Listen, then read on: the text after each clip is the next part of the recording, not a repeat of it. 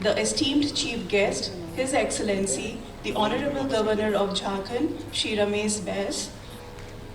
And I will request our Vice Chancellor, Indraneel Manna, Sir, the Dean of Alumni and International Relations, Professor Utpal Bol, the Alumni Representative, Mr. Madan Mohan Mohanika, the Registrar Retired Colonel Sukhpal Singh Khedarpal, to kindly accompany Sir for joining us for this auspicious event and blessing us.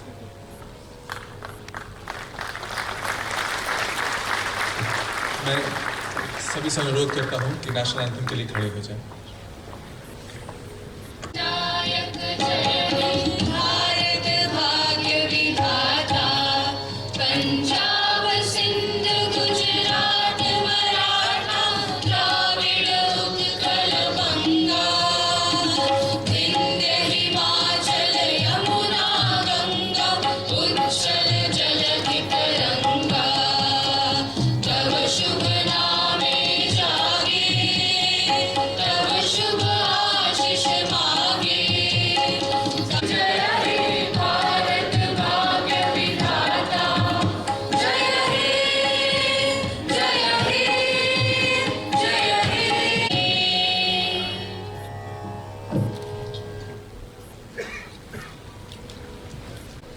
I request the chief guest of the event, the Honorable Governor of Jharkhand, Shri Ramesh Bais, and the esteemed dignitaries on the dais to kindly light the ceremonial lamp.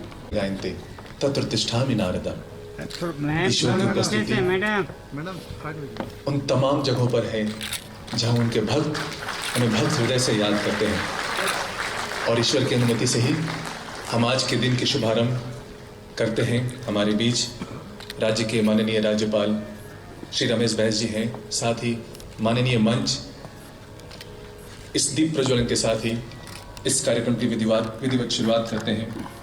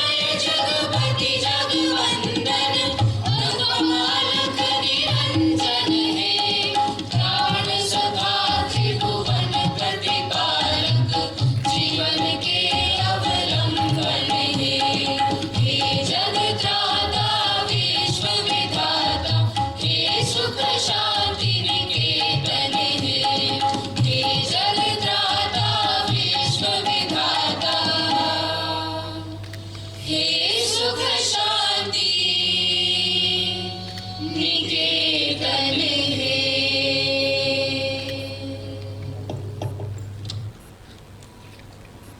Our Vice Chancellor, Sir, Shri Professor Indraneel Manna, to kindly present the Honorable Governor of Jharkhand and love. Token of love and affection, a bouquet. Alumni International Relation, to kindly present Mr. Madan Mohan Mohanika, 21, and an alumnus of the batch 1959-1964, to kindly accept our respect. Request the Dean of Alumni and International Relation, Professor Ball, to kindly present our Vice Chancellor, Sir, with our respect for him and love. Alumni International Relation, Dr. Vishal Shah, to kindly present Utpal Bal, Sir, with our respect for him.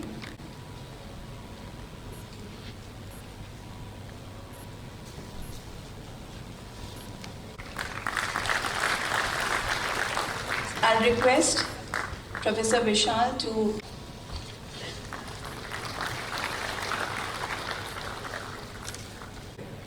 ये विश्वास के साथ ही इस संस्थान की स्थापना आज से दशकों पहले की गई थी। 1955 में हमारा पहला बैच था और तब से लेकर आज तक हम विज्ञान और तकनीक को एक सामंजस्य के साथ लेते चले आ रहे हैं। आज भी हम विश्वास करते हैं translation of science to the real life में। हम सबका मानना है कि बीआईटी मिश्रा जब से है और जब तक होगा तब तक इस देश के साथ कंधे से कंधा मिलाकर इस देश को हर तरह से अग्रणी बनाने के लिए सहयोग देता रहेगा और इसके लिए यहाँ जितने भी लोग उपस्थित उन सबका सहयोग वांछनीय भी है और अब तक प्राप्त भी है। और इसी विषय को हम और अच्छे समझने के लिए इस फाउंडेशन डे के बारे हम और अच्छी जानकारी के लिए एक स्वागत भाषण के लिए मैं इनवाइट करता हूँ dean of alumni and international relationship professor doctor Utpal Paul sir. Honorable Governor of Jharkhand and Chancellor of BIT Mesra, Shri Ramesh Baes, the Chief Guest of our Foundation Day, respected Professor Indraneel Manna, our Vice Chancellor, Mr. Madan Mohan Mohanka, Chairman, Tega Industries, and our distinguished alumnus of 2021, Colonel Sukhpal Singh Khetarpal, our Registrar, faculty and staff members, past and present, alumni, students, members of print and electronic media, ladies and gentlemen. Today is a memorable day for BIT Mesra, and on behalf of all the staff and students, it gives me immense pleasure to welcome you all on the occasion of the Foundation Day of our institute. As Aristotle had aptly said, excellence is never an accident.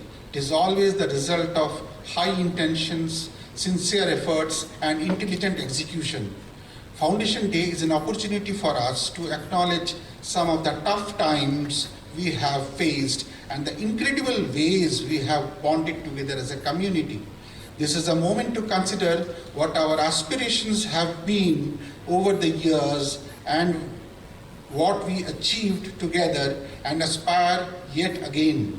It is the reflection of 67 years of growth, grit, and greatness. On this day, let us all celebrate our proud past, adorable present, and a strong future.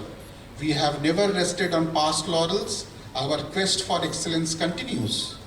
Our alumni, our strength, our brand ambassadors. Lately, BIT Mesra has initiated conscious efforts towards the journey in becoming a world-class technological institute, and we sincerely believe that our alumni are one of our most important partners to progress. We take this opportunity to salute our past and present academicians and administrators who have put their unflinching efforts in building up the reputation of the institute over the years. Above all, we would like to honor our founding father, industrialist and philanthropist, Shri B.M. Birla, for the commitment, resilience, and dedication he displayed to see his vision of an engineering college in an erstwhile remote region of the country. His vision was aptly complemented and carried forward by his son, Shri G.P. Birla. It is astounding that the leaders of this institution had such dedicated focus on their goals to make it grow to an institute of national importance and repute. The Foundation Day will be celebrated every year on 15th of July. The students, alumni, faculty members, staff, and all stakeholders, past and present, are invited to join us on this joyous occasion. Although all are heartily welcome to join the celebrations, the alumni batch that have completed 40 years and 25 years of passing out are specially invited to be present in the event. This year, we warmly welcome all our alumni members present, and specifically the 1982 and 1997 batch, come whatever may. The heart and soul of a BITian will always roam around the corridors of this great institution. We belong to you the way you belong to us. Let us all celebrate your homecoming. Thank you for being with us. We would like to convey our heartfelt gratitude to our distinguished teachers of the past who have kindled the light of knowledge and wisdom of our numerous alumni members. Their contribution and service to this institution is ingrained with the glory of this institution. We heartily welcome our distinguished teachers present today. Thank you, sirs, for your presence. Last, and thank all our sponsors who have come forward with their generous support. Let this Foundation Day be just the beginning of reinforcing our foundations to a world-class institution, higher, bigger, and better, which will be a tribute to our founders in the true sense. Jai Hind. May I now invite the alumni representative, Mr. Madan Mohan Mohanka, the distinguished alumnus of the year 2021 and alumnus of the batch 1959-1964 of the Civil Department, and the Executive Chairman of Tega Industries, to kindly share his thoughts with you. Honorable Governor of Jharkhand, Chancellor of BIT Mesra, Sri Ramesh Bass, Chief Guest of our Foundation Day, Professor Indranil Manna, Vice Chancellor of BIT Mesra, Professor Utpal Ball, Dean Alumni and International Relations, Colonel Sukhpal Singh Chhatrapal, Registrar, respected faculty members, which is the heart of the institute, staff members, alumni, students, press, electronic media, ladies and gentlemen. Good morning, Excellencies and my friends. Before I begin, let me say I'm here after almost 6 decades. I last walked the corridors of this wonderful building 6 decades before. It brings back memories of my youth ahead of me, from studying the principle of civil engineering to making the lifelong friends at BIT Mesra, which enriched my life. The institute gave me an opportunity to develop a passion for photography. I happened to be Secretary Photographic Society 63-64. The award I received during that period, I realized that they are part of my house and my memory.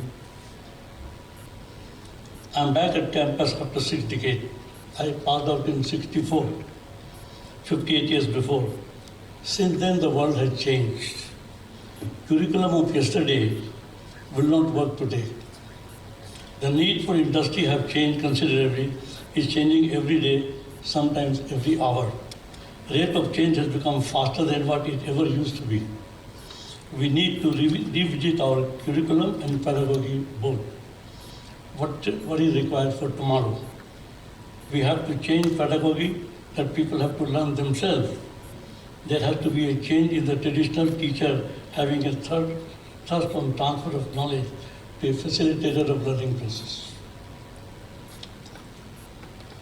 I'm more than sure, under the guidance of Chancellor Sahib, Vice Chancellor, they are all aware of the problems likely to come and they are working on it. But I being on the other side of the table in industry, I thought I will share my views as to what the industry needs.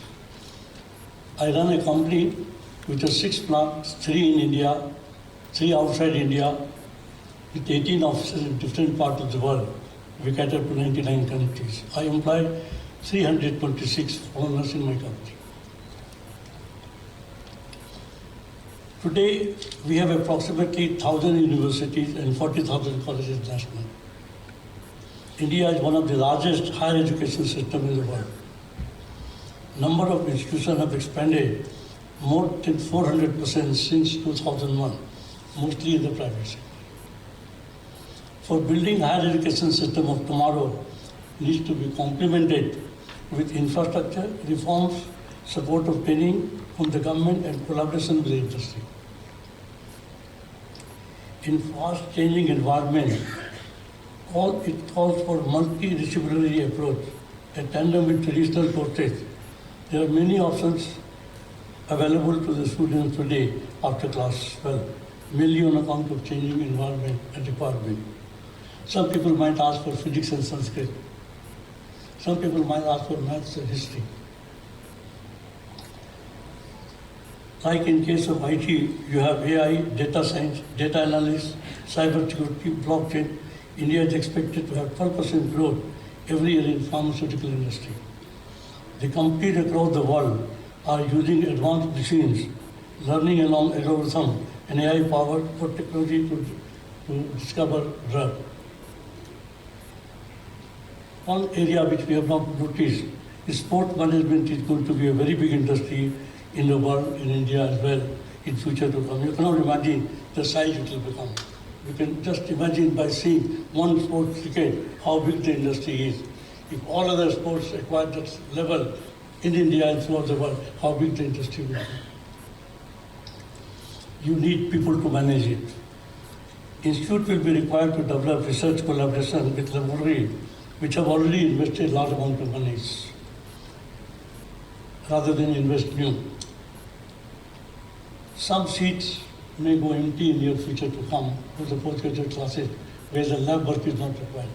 People would prefer to study while working on the job and stay at home. Then the system that we have developed for distance teaching will have to be modified to make it more stronger.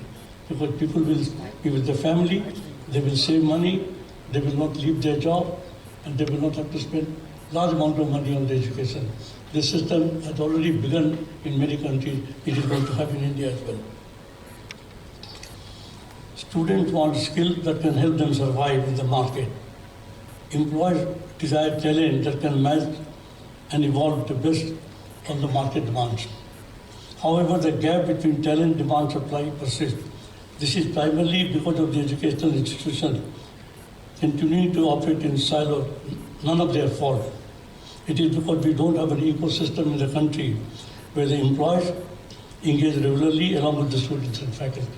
The ecosystem has to be built, and possibly government has to take a lead, and the institution will.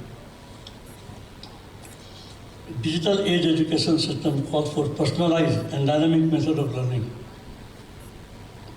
Better equipped faculty, new parameters to gauge the student and faculty performance as well. Innovative models of funding. A broader and more collaborative coalition among educational institutes, employees, students, and professionals and regulators have to be developed. This will also help the school to acquire a higher status globally. From number 10 in the country, we should aim to become number 10 in the world. The innovation center we have here, it has to be marketed globally for people to know what kind of research work that we do, so that they can collaborate with the school, they can also take the students from here. In order to achieve a higher level of status for the school, in the working policies, process of faculty, collaborative cooperative research efforts, cross-border differentiated partnership, building institutionalization, optimal utilization of existing assets, transitional governance model, and emerging technology. Job opportunities for specialized courses have increased. These courses, when acknowledged by the institution, will enable the student to hone their skill and learn managerial responsibility to go further in the field that they like. The second part being the industry-ready students. It is given that the question can be made in this respect is by the alumni sitting here. Everybody should promise that they will help PIT and school in the industry, get them a summer job, help them pick up the learning and supervise it.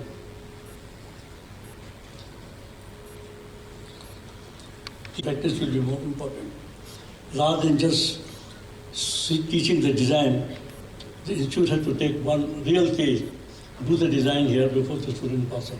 Maybe that should get higher weightage in the course than just the theoretical lectures. Students must not be passive. They are required to play active role in education process. We teach many courses here: electrical, mechanical, physics, chemistry, biotechnology. There is one subject where we don't emphasize.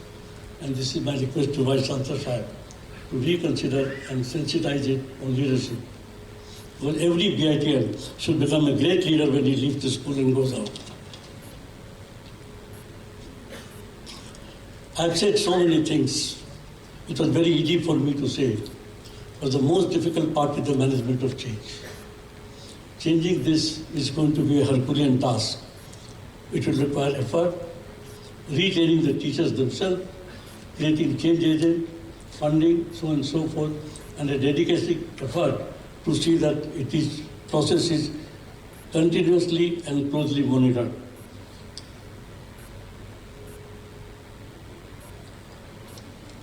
People sitting on the other side of the fence, underprivileged people in the country, expect a lot from them. It becomes your duty, our duty, and the school duty to sensitize the student for social service, what you call as a corporate CSR. I'm sure Vice Chancellor Sahib will think of having maybe one session a month or one session a week for everyone on social service. So when they pass out from here, they give it a thought. If we don't look after our neighborhood, if the neighborhood is poor, we are not creating a larger mass for purchase of our goods. We can only create bigger market for ourselves if we enrich the wealth of the poor people, so that the market size becomes larger. Even from our selfish point of view, it is important that we take care of the underprivileged in the society.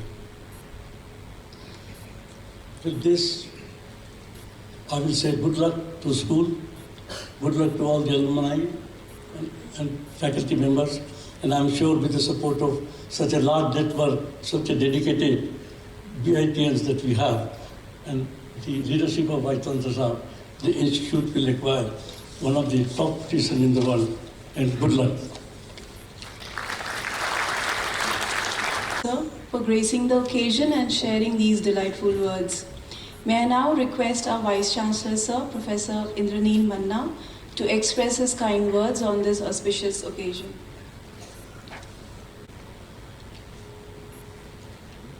Suprabhat, Namaskar, Johar, Honorable Governor of the State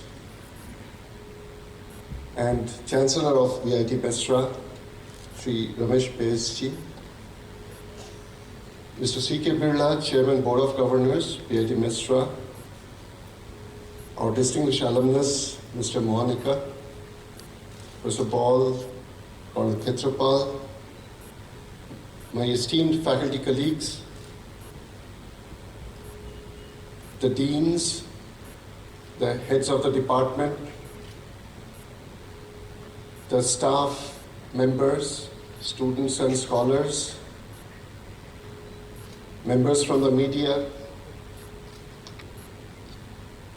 and most importantly, the alumni, particularly from the 40th and 25th batches who graduated from this institute 40 years ago and 25 years ago respectively. And of course, ladies and gentlemen, a very warm welcome.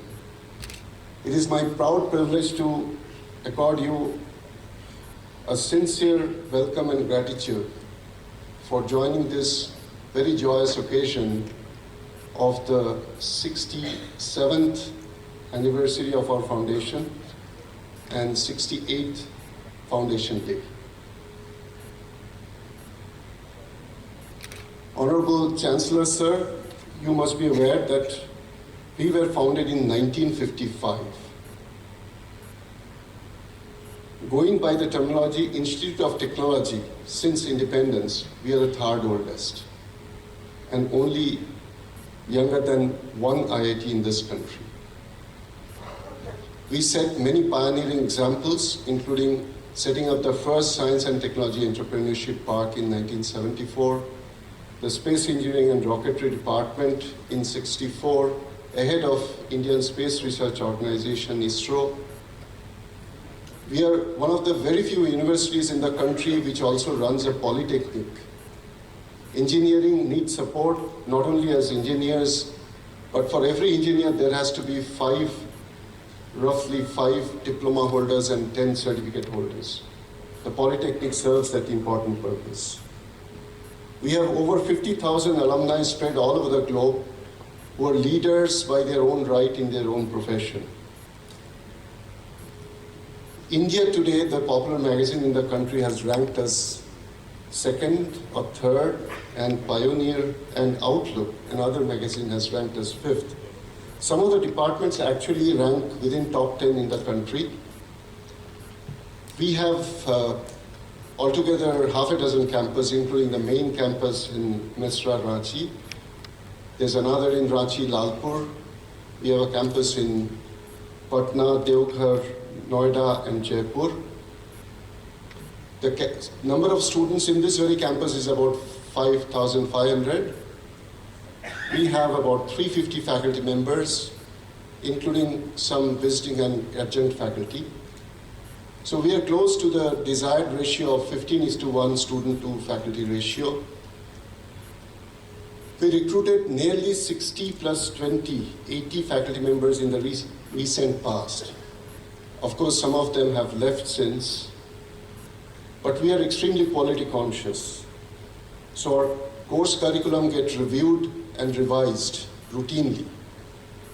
We have submitted our documents for accreditation from the national body of NAC. Most of our courses in the undergraduate and postgraduate level are NBA accredited. We comply with the regulations of the regulatory bodies like AICTE and UGC, and we submit our documents to the National NIRF ranking framework. We have recently introduced industry-oriented master's program to Cognizant and Tata Motors. We admit our students only through All India examination called the Joint Entrance Examination Main. We have reformed our examination system. Now it is completely decentralized. We have revised the examination and the lecture offering system through using digital platform, and we wish to connect all the external campuses soon with the main campus using such digital platform. Sir, you'll be happy to learn that we introduced a new program, first in the country again, called Quantitative Economics and Data Sciences. And in the very first year, we offered only 30 seats, and all of them got filled up. And we firmly believe that this will set another new trend in the country. We also have new programs in food processing technology, artificial intelligence and machine learning, hospitality and tourism, and we also are planning to start one on game design and development. The students wish to move ahead with their career, and we are happy to share with you that the placement record last year, despite the onslaught of the pandemic, was by far the best. 84% of our students at the BTech and MCA level got placed. Some of the departments, of course, are more research-oriented, and hence the placement record there is not as bright as this. So 1,221 offers were made by 369 companies in the last cycle. We have introduced programs for coaching for the postgraduate entrance examination GATE. We have introduced a communication skill enhancement training with collaboration with University of Cambridge. And we have launched several industry academia interactive symposia in the last 1 year. The faculty members are given, those who joined recently are given startup grant. And as a mark of this encouragement, we secured 30 plus new R&D projects supported by the funding agencies like DST, DBT, CSR, and so on in the last financial year. And the Dean tells me that this financial year already we have received another such 30 odd projects amounting over 8 crore. This only shows that gradually we want to make a mark and carry out research for which the country cares and seeks. We have created a new intellectual property rights cell, and this is needed because we would like to create new knowledge which can be translated. We offer training to the CRPF Training College, and in the recent past, 3 such training programs were held. You'll all be happy to learn that the Institute, through its Institute Innovation Council, has improved its ranking in innovation from 1 star to 3.5 star in a scale of 5. We have created our new startup policy, new innovation and incubation and entrepreneurship policy. The Government of India, you all are aware, is celebrating Azadi Ka Amrit Mahotsav, the 75 years since independence.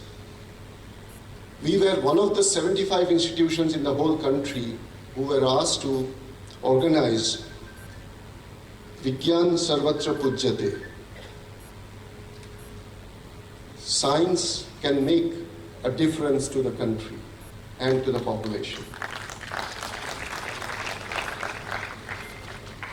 We also were selected by the National Innovation Foundation to organize a workshop called Manak, Million Minds Augmenting National Aspirations and Knowledge. While coming inside the campus, I had the privilege of traveling with the Honorable Governor and our Chancellor. And besides telling him about the campus, the buildings and the hostels and other installations, I also happened to mention that apart from 5,500 students and nearly 10,000 campusites who live within the campus, we also have 265 plant species, out of which 67 are already barcode tagged, belonging to 85 families, 36 species of birds and 15 species of insects.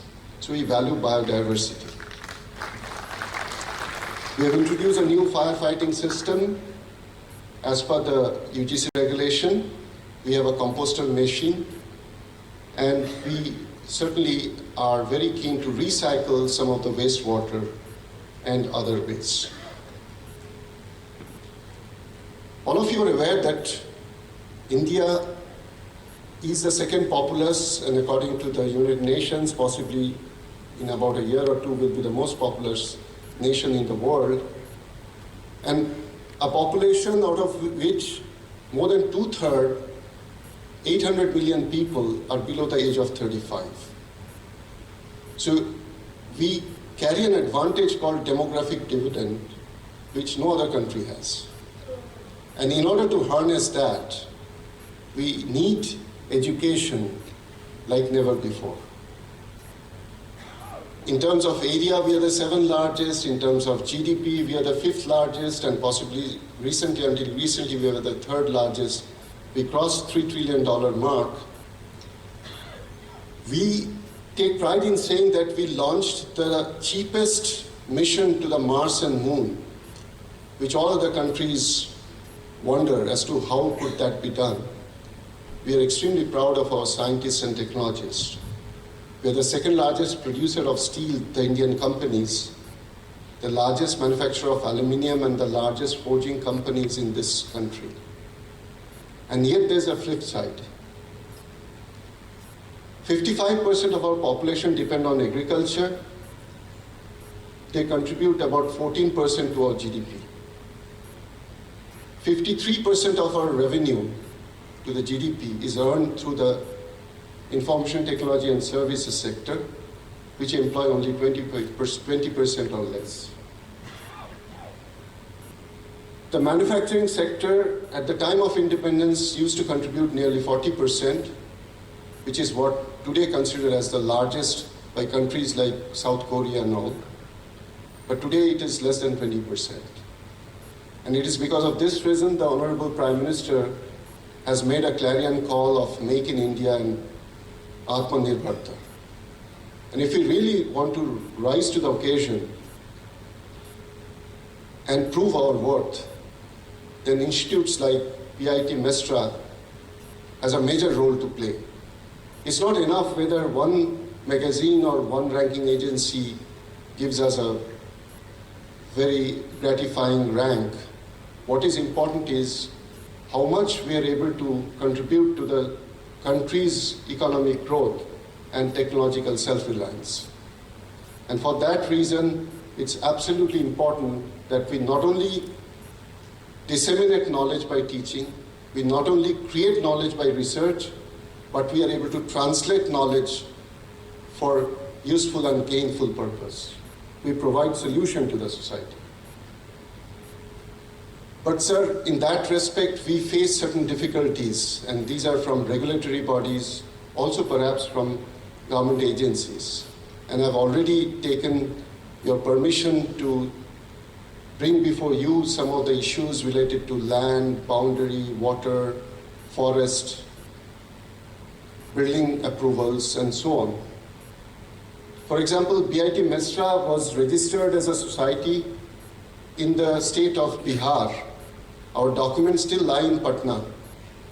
We need to get it transferred to Ranchi so that we can apply for certain regulatory acts, approval of regulatory issues from the government agencies.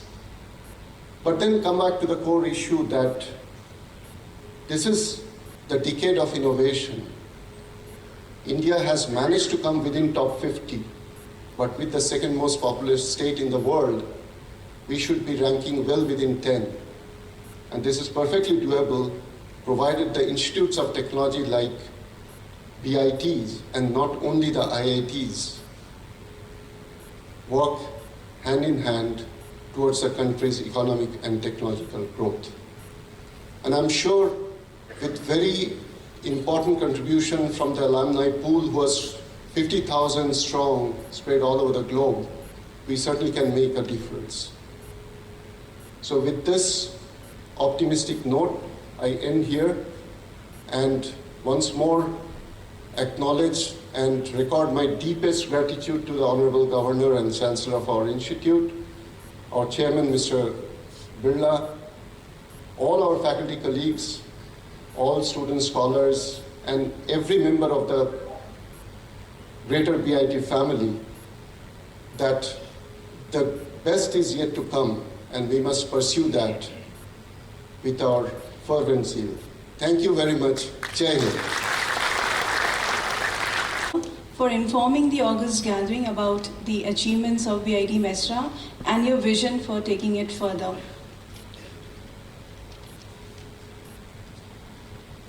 Now is the time to experience the views of the great industrialist, the chairman of the institution, Shri C.K. Birla ji, the torch bearer of the Birla legacy, and the one who is steering forward the dream of his grandfather, Shri B.M. Birla, and his father, Shri G.P. Birla. Honorable Governor of Jharkhand and Chancellor BIT Mesra, Shri Ramesh Bes, the chief guest of our Foundation Day, Professor Indranil Manna, Vice Chancellor, Mr. Madan Mohan Mohanka, Chairman, Tiga Industries, our distinguished alumni, members of the Board of Governors, members of the Academic Council, faculty members and staff members, alumni, students, members of print and electronic media, ladies and gentlemen. It gives me immense pleasure to be here as part of the Foundation Day celebrations of BIT Mesra to mark its journey since 15 July 1955 as the second oldest institution of technology in India. My sincere appreciation to all the teachers, students, staff past and present, and alumni for making BIT Mesra one of the most reputed institutes in the country. May the journey towards excellence continue. Starting from a single program in 1955 to currently running 52 programs, the Institute has been making steadfast strides towards its vision of imparting world-class technological education. Depending upon national needs and industrial trends, several programs were added on throughout our academic journey. The per-year student intake has also seen a leap from 80 to approximately 2,800 students in numbers.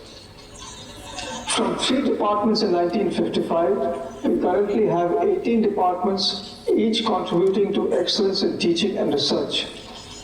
We have slowly transformed from a teaching-only mode to a competent teaching and research institute with research credentials portrayed through our volume of external research grants, quality publications, citations, and H-index. Our continued endeavors and our strategic blueprint in this direction will ensure that the Institute achieves its objectives of becoming a world-class technological institute in teaching and research as well. State-of-the-art infrastructure facilities are continuously being added, along with the upgradation of existing equipment and facilities in order to achieve the desired milestone of excellence within the next 5 years. You will be happy to note that the Institute has undertaken construction of a new academic and administrative block, student hostels, and residential complex for faculty and staff members to cater to the greater intake of students in the coming years. On the governance side, the Institute conforms to the rules and regulations of regulatory bodies and exercises quality initiatives and audits. Currently, all our UG programs and eligible PG programs are approved by AICTE, and we are targeting 100% NB accreditation of programs. BIT Mesra has been participating in the National Institute Ranking Framework since 2016, when it was started, and since then maintains a ranking position within the top 50 engineering institutes in the country. I'm also quite happy to learn that BIT Mesra has taken up conscious efforts to create a network to reach out to all the alumni members spread across the globe and enable them to remain engaged with their alma mater. An alumni association, BITMA, has been set up at the Mesra campus with due representation from all alumni chapters in India and abroad. We are also very proud of the professional achievements of our alumni. They carry our signature and are our brand ambassadors. I would like to invite all alumni to come forward and stay engaged with their alma mater and contribute to add to the glory of the Institute. Let us continue to strive towards ensuring world-class quality of teaching and research onwards and upwards. Thank you. जानकारियों के लिए आज हमारे बीच हमारे संस्थान के कुलाधिपति, हमारे राज्य के राज्यपाल माननीय श्री रमेश बैस जी हमारे साथ उपस्थित हैं, तो मैं आगे के भाषण के लिए उन्हें आमंत्रित करता हूं।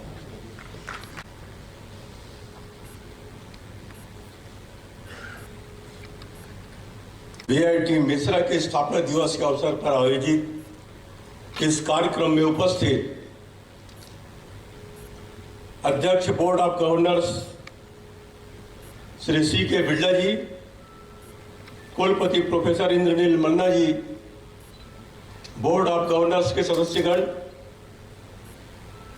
एकेडमिक परिषद के सदस्यगण, संकाय और स्टाफ सदस्यगण, बीआईटी मिश्रा के प्री पूर्ववर्ती विद्यार्थीगण व अध्ययनरत विद्यार्थीगण, प्रेस व मीडिया के साथियों, जोहार।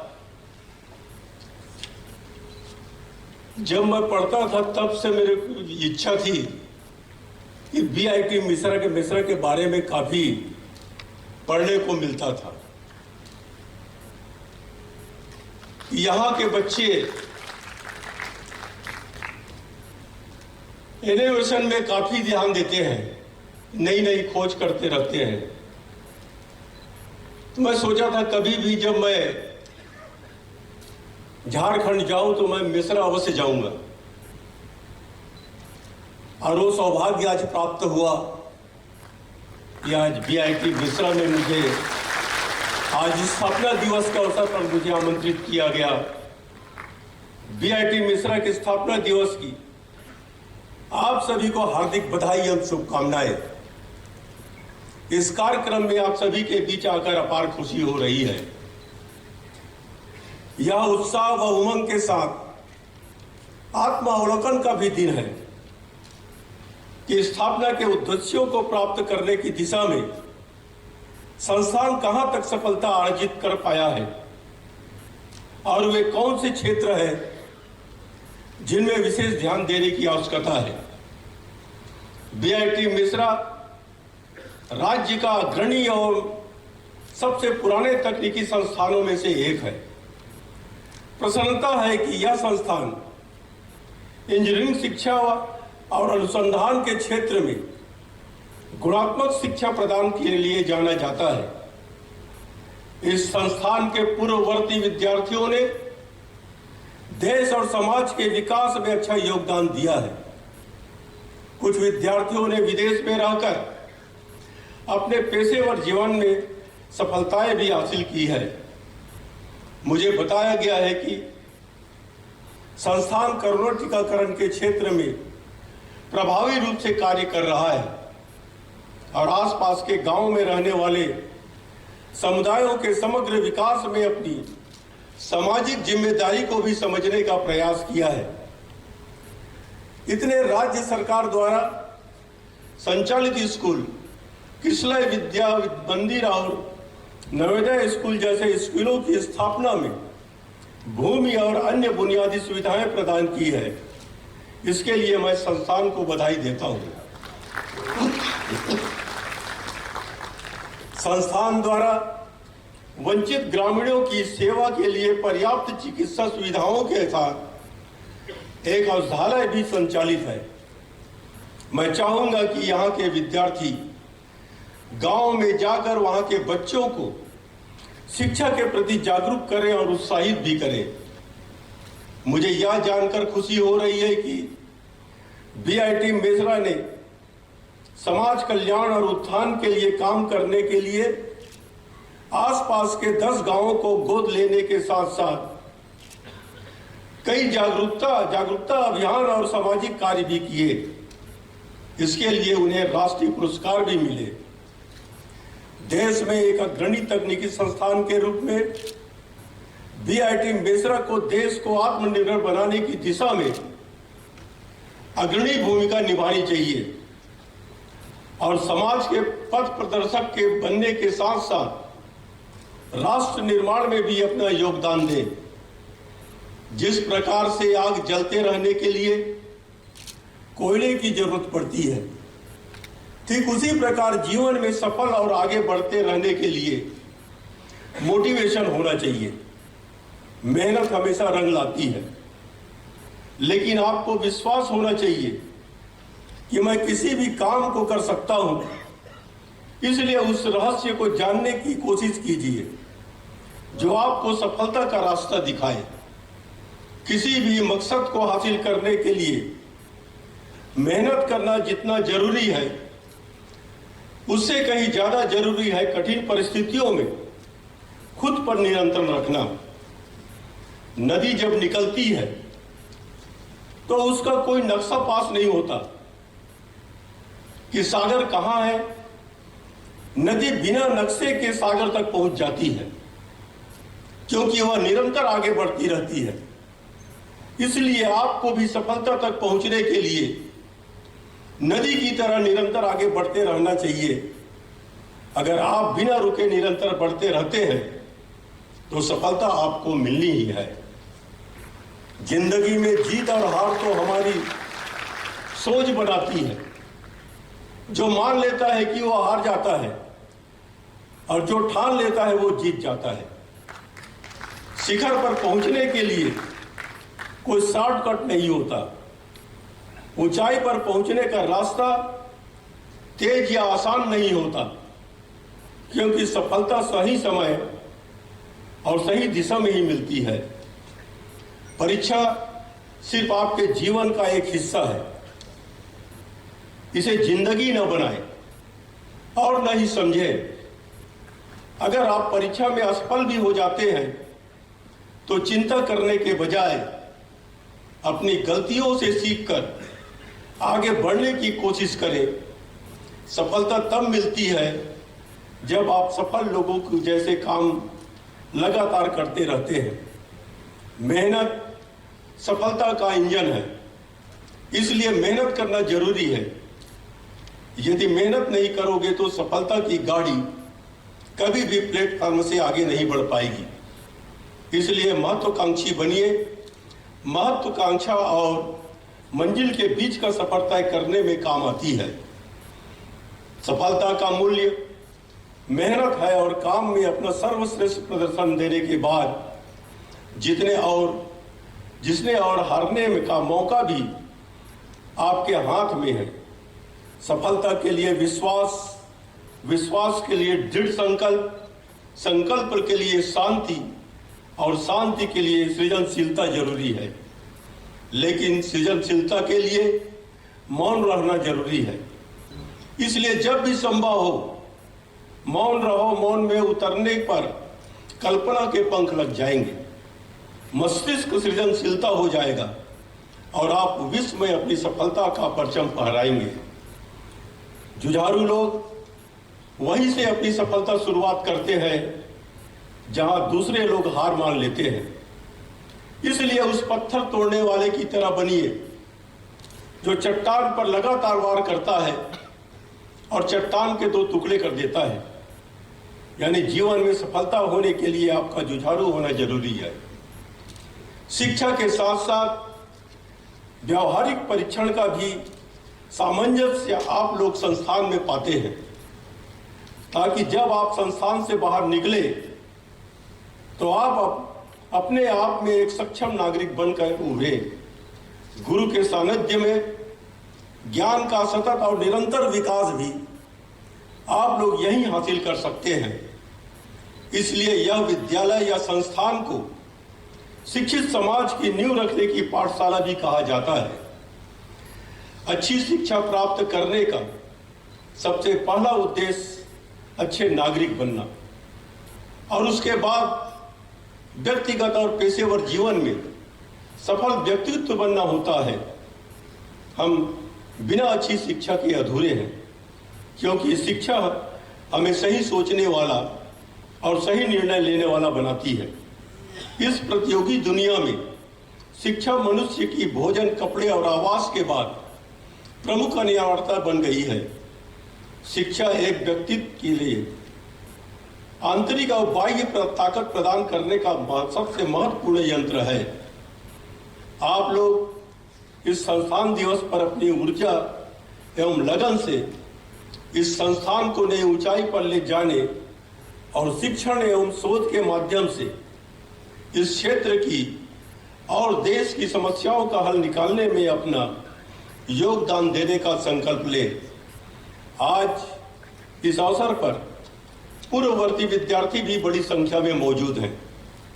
मुझे आप सबसे आशा है कि आप जिस किसी क्षेत्र में भी कार्य करते होंगे उस क्षेत्र में अपने संस्थान का नाम रोशन करेंगे। आप लोग अपनी प्रतिभा और ज्ञान से समाज के विकास में योगदान के लिए सदा सक्रिय रहें। एक बार पुनः बीआईटी मेसरा के स्थापना दिवस के अवसंस्थान पर इस संस्थान से जुड़े सभी सदस्यों को अपनी शुभकामनाएं देता हूं। धन्यवाद। जय हिंद। जय। धन्यवाद सर, ऊर्जा से परिपूर्ण भरपूर ओजस्वी भाषण के लिए। सर, आपकी बातों से कुछ एक चीज जो हमारे जहन में उतर कर आती है कि इंतजार करने वालों को बस उतना ही मिलता है जितना कोशिश करने वाला। जैसे आपका आशीर्वाद हमारे साथ बना रहे तो हम ये बात मानते हैं और जानते हैं कि जिंदगी की असली इम्तिहान अभी बाकी है, जिंदगी की असली उड़ान अभी बाकी है। अभी तो नापी है बस मुट्ठी भर जमीन, पूरा आसमान अभी बाकी है, पूरा आसमान में अभी बाकी है। ये पूरे बीआईटी फर्टिलिटी और फैमिली की तरफ से हम ये वादा रखते हैं कि हर बार की तरह इस बार भी और भविष्य में भी हम देश निर्माण में हमेशा साथ साथ खड़े रहेंगे। और इन सभी बातों को ध्यान में रखते हुए हम अपनी परंपरा को आगे बढ़ाते हैं और हमारे बीच हमारे आदरणीय राज्यपाल जी मौजूद हैं। उनका सम्मान, उन्हें एक स्मृति चिन्ह देकर मैं निवेदन करता हूं हमारे आदरणीय कुलपति महोदय से कि एक स्मृति चिन्ह हमारे आज की मुख्य अतिथि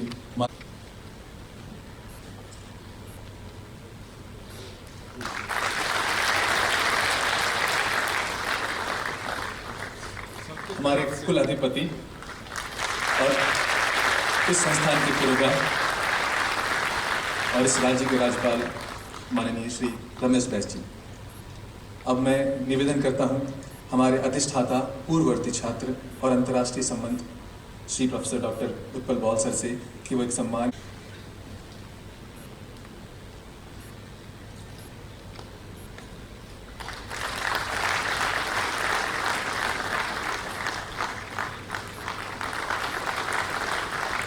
सर से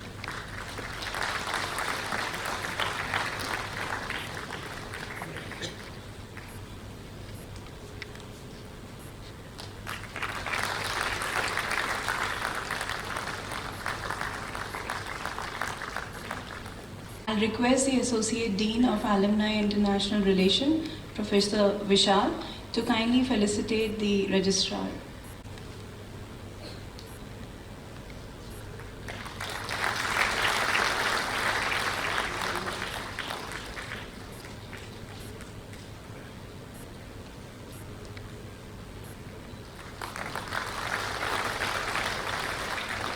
To kindly felicitate her, the Dean of Alumni and International Relations. और इस कार्यक्रम के सूत्रधार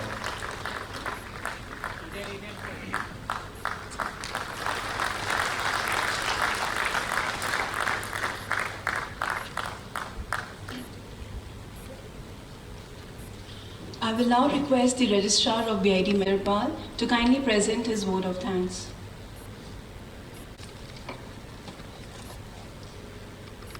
While we celebrate yet another Foundation Day, very recently, James Webb Space Telescope sent its first high-resolution colored images, and the world is impressed. NASA's $10 billion space telescope, which took 20 years to build and is set to unlock a lot of answers to the mysteries of our origin.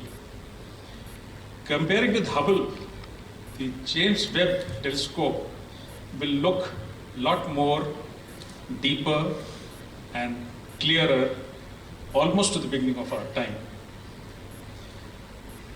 Dean Ball has rightly dedicated today's day as celebrating past, present, and future.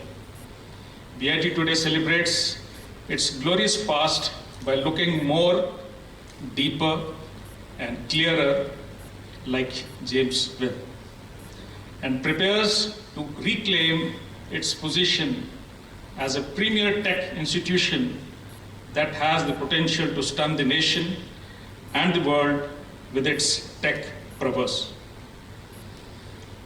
Honorable Governor of Jharkhand, very respected, the Honorable Vice Chancellor of BIT, our revered alumni, Mr. Mohan, and my dear friend, Dr. Ball. Ladies and gentlemen, good afternoon and Johar. I'm here to propose a vote of thanks on this fabulous day of our glorious history, and I'm truly honored.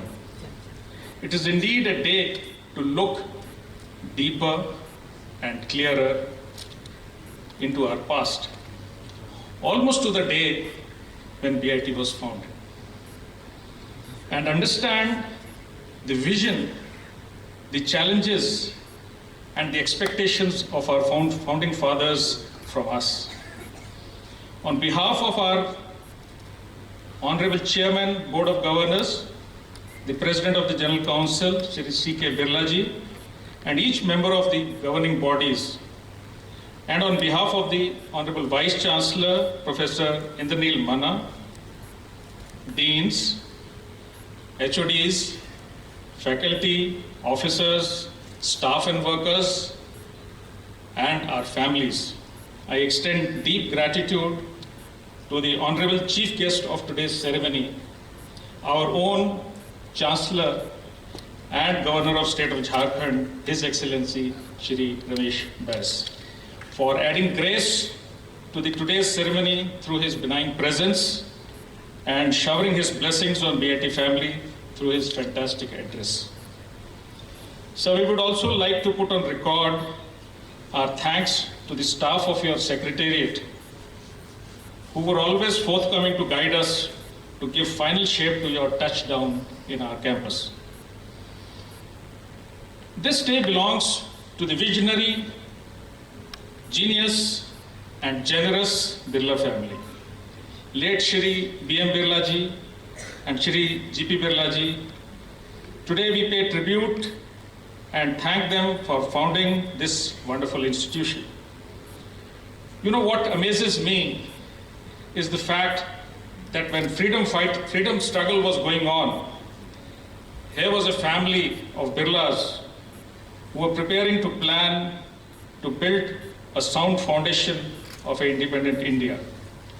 And that is how the land was procured in 1948 and we became operational in 1955. I extend my deep gratitude to respected Shri C.K. Birla ji for blessing us with the pearls of wisdom today through his kind thoughts and information and vision. I thank Professor Indralin Manna for giving a brief of his journey for past 2 years, almost 2 years, and also sharing some pearls of wisdom for his future endeavors. I also thank Mr. Mohan for being with us as a distinguished alumni to be part of this ceremony, and my Dean, Dr. Ball, who has been the steward of this whole function. Next to feel grateful to are our revered alumni. Ladies and gentlemen, you will all agree with me that in times to come, the second most important USP, the first maybe many, will be how the present generation of BIT is able to leverage the strong alumni-alum mater relationship to give an edge to BIT over our competitors. In numbers and quality, we are certainly ahead of many. As we were founded way back in 1955, we just need to harness it more effectively and efficiently. BITMA is a giant leap in future. On this momentous day, I acknowledge the same and take this opportunity to thank each member of our alumni group present all over India and in the world. I would like all my alumni members to know that you are an extended family and we truly value your association. It is indeed a need of ours to draw maximum benefit from your global presence, experience, wisdom, and support as we grow as an institution. I also take this opportunity to congratulate awardees of Distinguished Alumni Awards and distinguished teachers, as also who are visiting us to participate in today's celebration. I must put on record my profound gratitude to our large-hearted and generous alumni, naming few: Mr. Mohanka, Mr. Vaidyanathan, Mr. S.N. Agrawala, Mr. Anil Singhe, Mr. Chandrakant Raipat, Mr. Debrat Bhattacharya, who generously donated funds for this event. I thank the student and scholar community for their presence in good numbers in spite of their ongoing studies. The faculty and staff members for their benign presence. Without you all, the function would have certainly not looked as graceful as it is. A big thanks to the members of the Foundation Day Organizing Committee under the leadership of Dr. Ball, and his Lieutenant Vishal Shah, and very well supported by Dean Manjari Chakravarti, Dean Jagannathan, Dean Sudip Das, Dean Anand Sinha, Dean Vibha Rani, and Dean Nisha Gupta, and Dean Kunal. And also many teams of dedicated faculty members, staff, scholars, students, and workers who worked, and the Jharkhand government officials who were deputed to be in our support in the campus from the local administration. With this note, once again, on behalf of the BIT family, I thank and extend good wishes to one and all.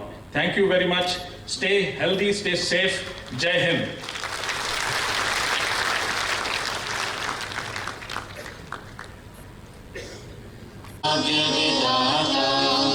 Punjab Sindh Gujarat Maratha Dravida Utkal बंग विंध्य हिमाचल यमुना गंगा उच्चल जलधि तरंगा तब शुभ नामे जागे तब शुभ आशीष मांगे गाहे तब जय गाथा जनगण मंगलदायक जय हे भारत भाग्य विधाता जय हे जय हे जय हे जय जय जय जय हे। Exhibition which has been put to display on the rear side of the auditorium. Audiences to kindly take their seats and wait for the dignitaries to join us back on the dais.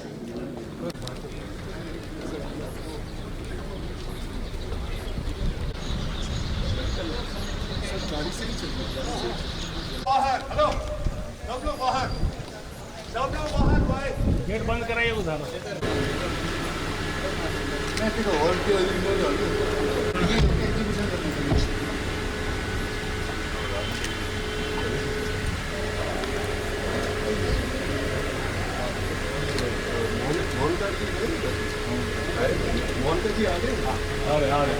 आइए मोहन कर दिया तो सब बहुत आ रही कम से कम आप प्रतिनिधि है ना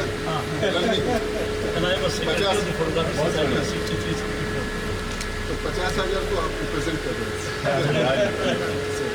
आइए सर आप ही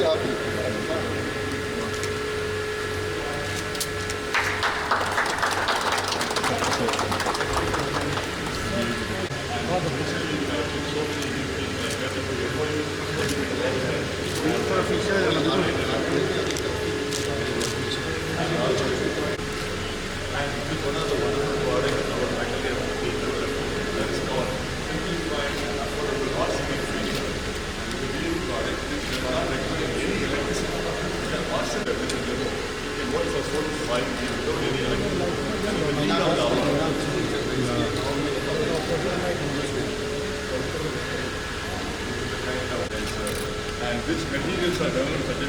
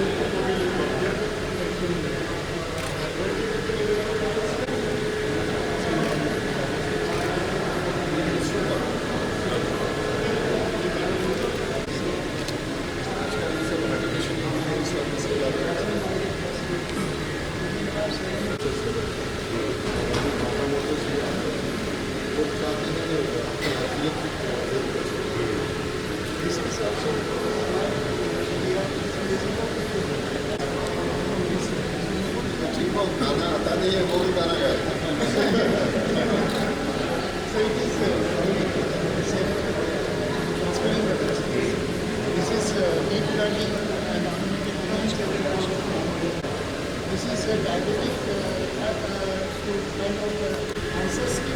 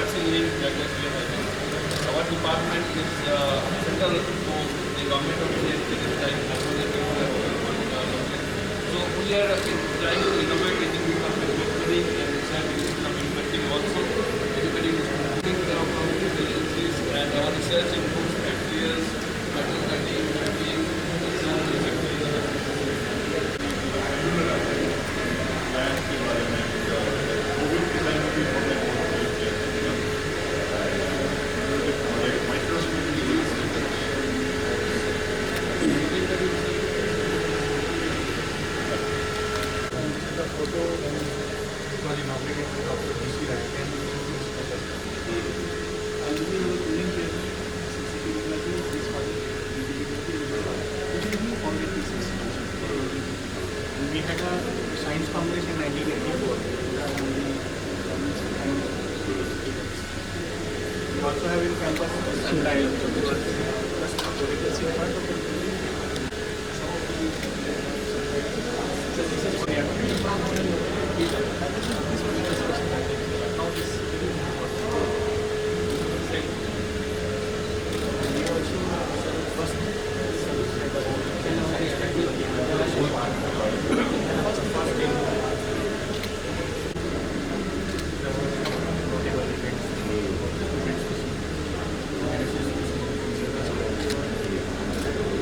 हमारे एक स्टूडेंट अभी इस बार गिनेस बुक ऑफ रिकॉर्ड में आ गए 12 सेकेंड में रूबिक क्यूब कहा कि ये तो सॉल्व कर दिया और ये कुछ और सब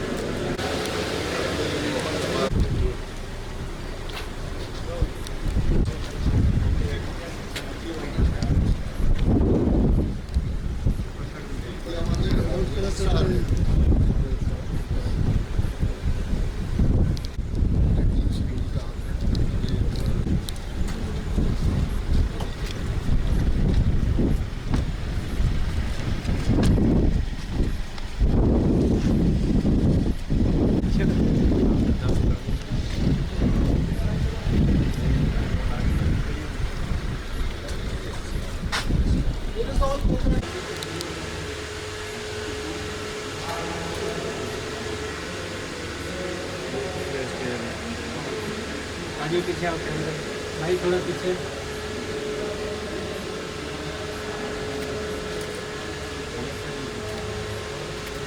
ओके सर चलो।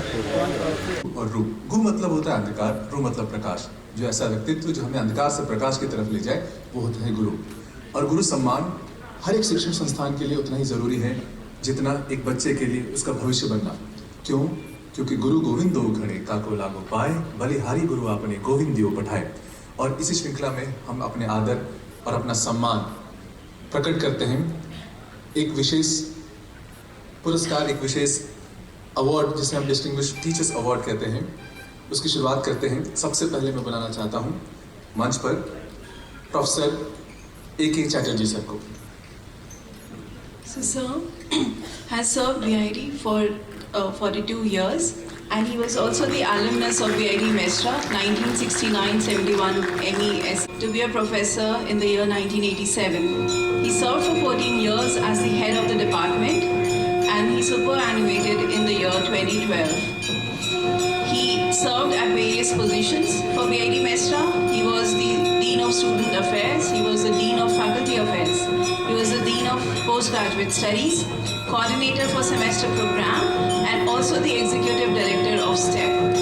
And we remember Sir's resonating sound, and his talks were always very inspiring.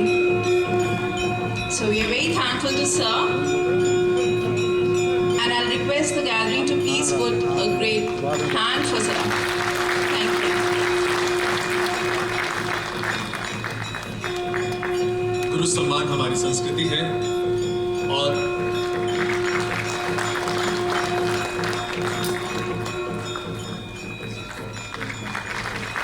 परिवार के पुरोधाओं को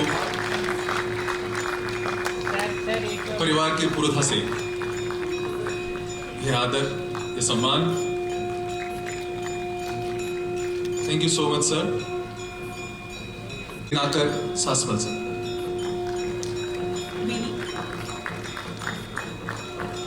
So we'll request Professor Sasmal to kindly join us here on the stage. Sir was with us at BIT since August 1979, and he superannuated in December 2015. He was promoted to the post of professor in the year 1996. He was the warden during the years 1987 till 1994. He was also the honorary treasurer at BIT Cooperative. He was the coordinator of semester program. He was the dean of undergraduate studies in the year 2001. He was also the dean of academic coordination since 2005 till 2011. He was the Dean Admissions and Academic Coordination for the year 2011 till 2014. And he received the G.P. Birla Distinguished Service Professorship Award for the year May 2014, December 2015. We are very grateful. अगला नाम हमारे सामने है professor K Roy Chowdhury sir. And continued to provide his services to the Institute till May 2010. He was a professor in the Department of Civil Engineering, and he participated in the design and construction of the girls' hostel of the Institute. He was also the professor in charge of transport, and we thank him to accept this award from the Institute. Professor Bhuvan Mohan Karan ji का 1967 से अपना योगदान दिया है और triple E department से थे ये। Thank you, sir, for being with us here today and accepting this award on behalf of the Institute. We are very grateful for all the services that you provided to BIT Mesra. And we truly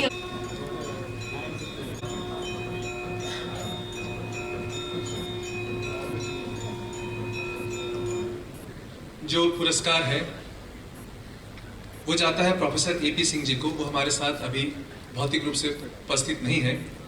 उनकी तस्वीर है हमारे पास। उनका कार्यकाल रहा 1966 से लेकर 2001 तक, और वो निदेशक भी रहे 2001 से लेकर 2003 तक बीआईटी पॉलिटेक्निक में, और वो प्रोफेसर के पद से उन्हें सेवानिवृत्ति हुई उनकी। और इसके बाद ये है प्रोफेसर एपी सिंह, और इसके बाद जो अवार्ड है इसी श्रृंखला में वो जाता है प्रोफेसर दीपक जयरथ जी को। वो हमारे साथ भौतिक रूप से नहीं है, लेकिन उनका वीडियो मैसेज हमारे पास है। PhD BIT Mesra 90। His Excellency Governor of Jharkhand, respected Chairman Shri C.K. Birla ji, respected Vice Chancellor Professor Indranil Manna, Distinguished awardees Professor B.M. Karan, Professor A.P. Singh, Professor Ashok Kumar Mishra, Professor A.K. Chatterjee, Professor B. Sasma, Dean Alumni Professor Utpal Ball, Associate Dean Alumni Professor Mishra Shah, dear colleagues, alumni, students, friends. It is a great privilege to be presented the Distinguished Teacher Award today on the occasion of the Foundation Day of the Institute. I must express my sincere gratitude to the administration of the Institute for bestowing this honor on me. I have been looking forward since many days to be there with you all to attend this function. Has constantly strived for excellence, that is both in research and technological education.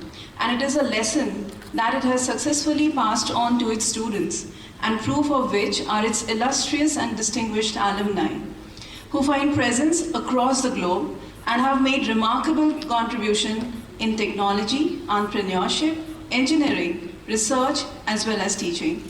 Many have carved a niche for themselves and have reached unimagined heights in their chosen paths.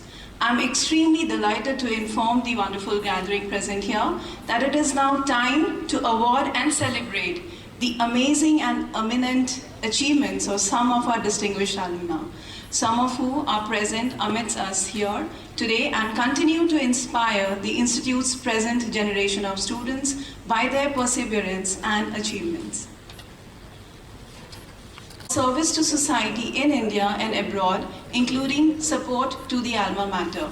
So may I now request Mr. Sanjeev Kumar Singh to kindly join us on stage. So sir was a mechanical engineering alumna, 1983-1987 batch. Currently he is the senior award in the year 1994. He is the Dronacharya Award winner, which he received in the year 2007, and he is quite a popular name in the Indian archery. So may I please request the gathering to please give a big, huge round of applause for Mr. Sanjeev Kumar Singh.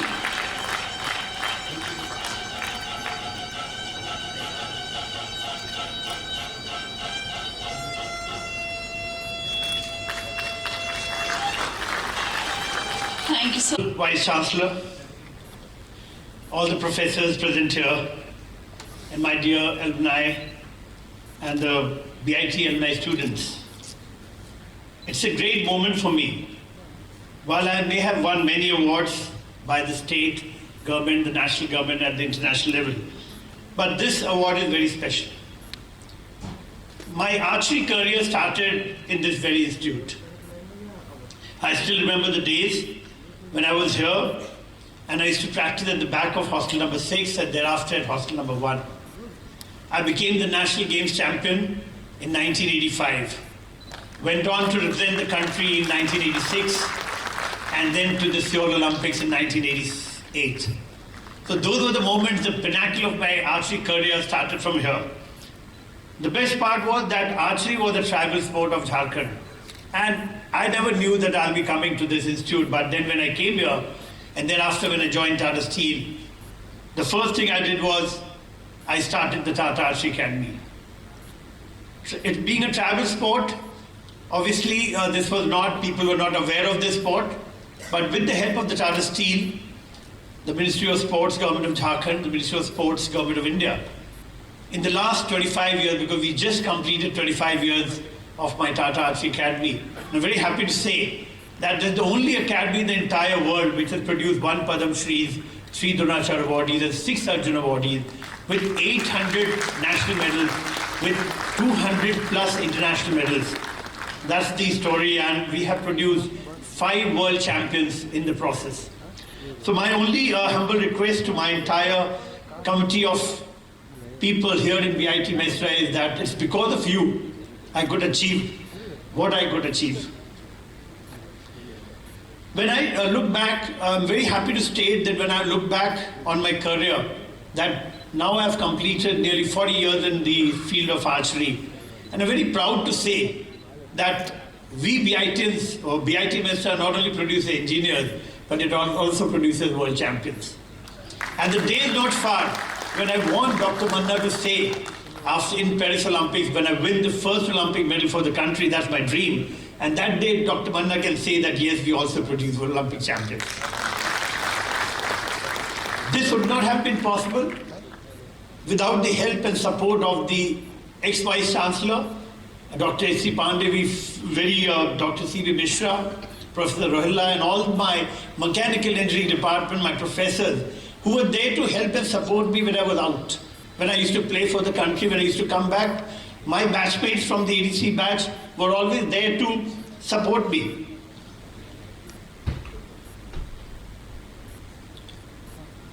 My thanks to my parents, my better half, Dr. Madhu, my sons, Abhyam Kirabhyuday.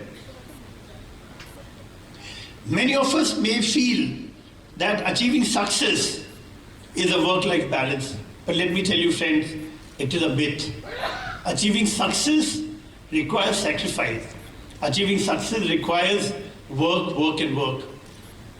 And I've never been able to see my sons grow because I was most of the time playing for the country.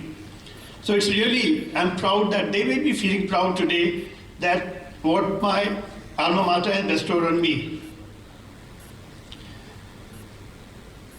At the same time, I would like to thank my Bitosa Mumbai chapter because they have been, I'm the secretary there, and it's always been an honor to work for the BIT Mesra, and you'll be happy to note that we from the Bitosa Mumbai chapter have collected 40 lakh of rupees to give as an endowment fund to BIT Mesra whenever Professor Manna wants it.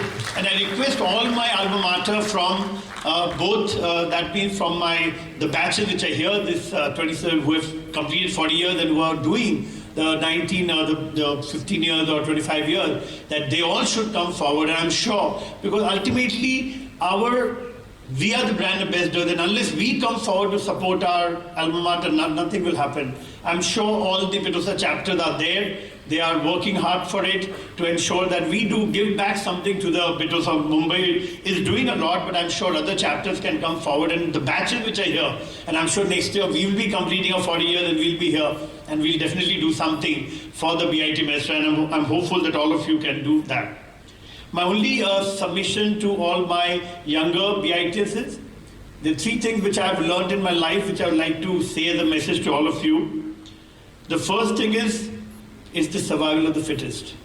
We are in a very competitive market, and when I was studying here, when I used to look at the forest, I always used to remember one saying, जब भी सूरज उगता है तो दो लोग जगते हैं, एक शेर जगता है और एक साथ ही साथ एक डियर भी जगता है, और दोनों ये सोच के परेशान रहते हैं कि कौन कितना तेज दौड़ेगा जिससे कि वो सर्वाइव कर पाए.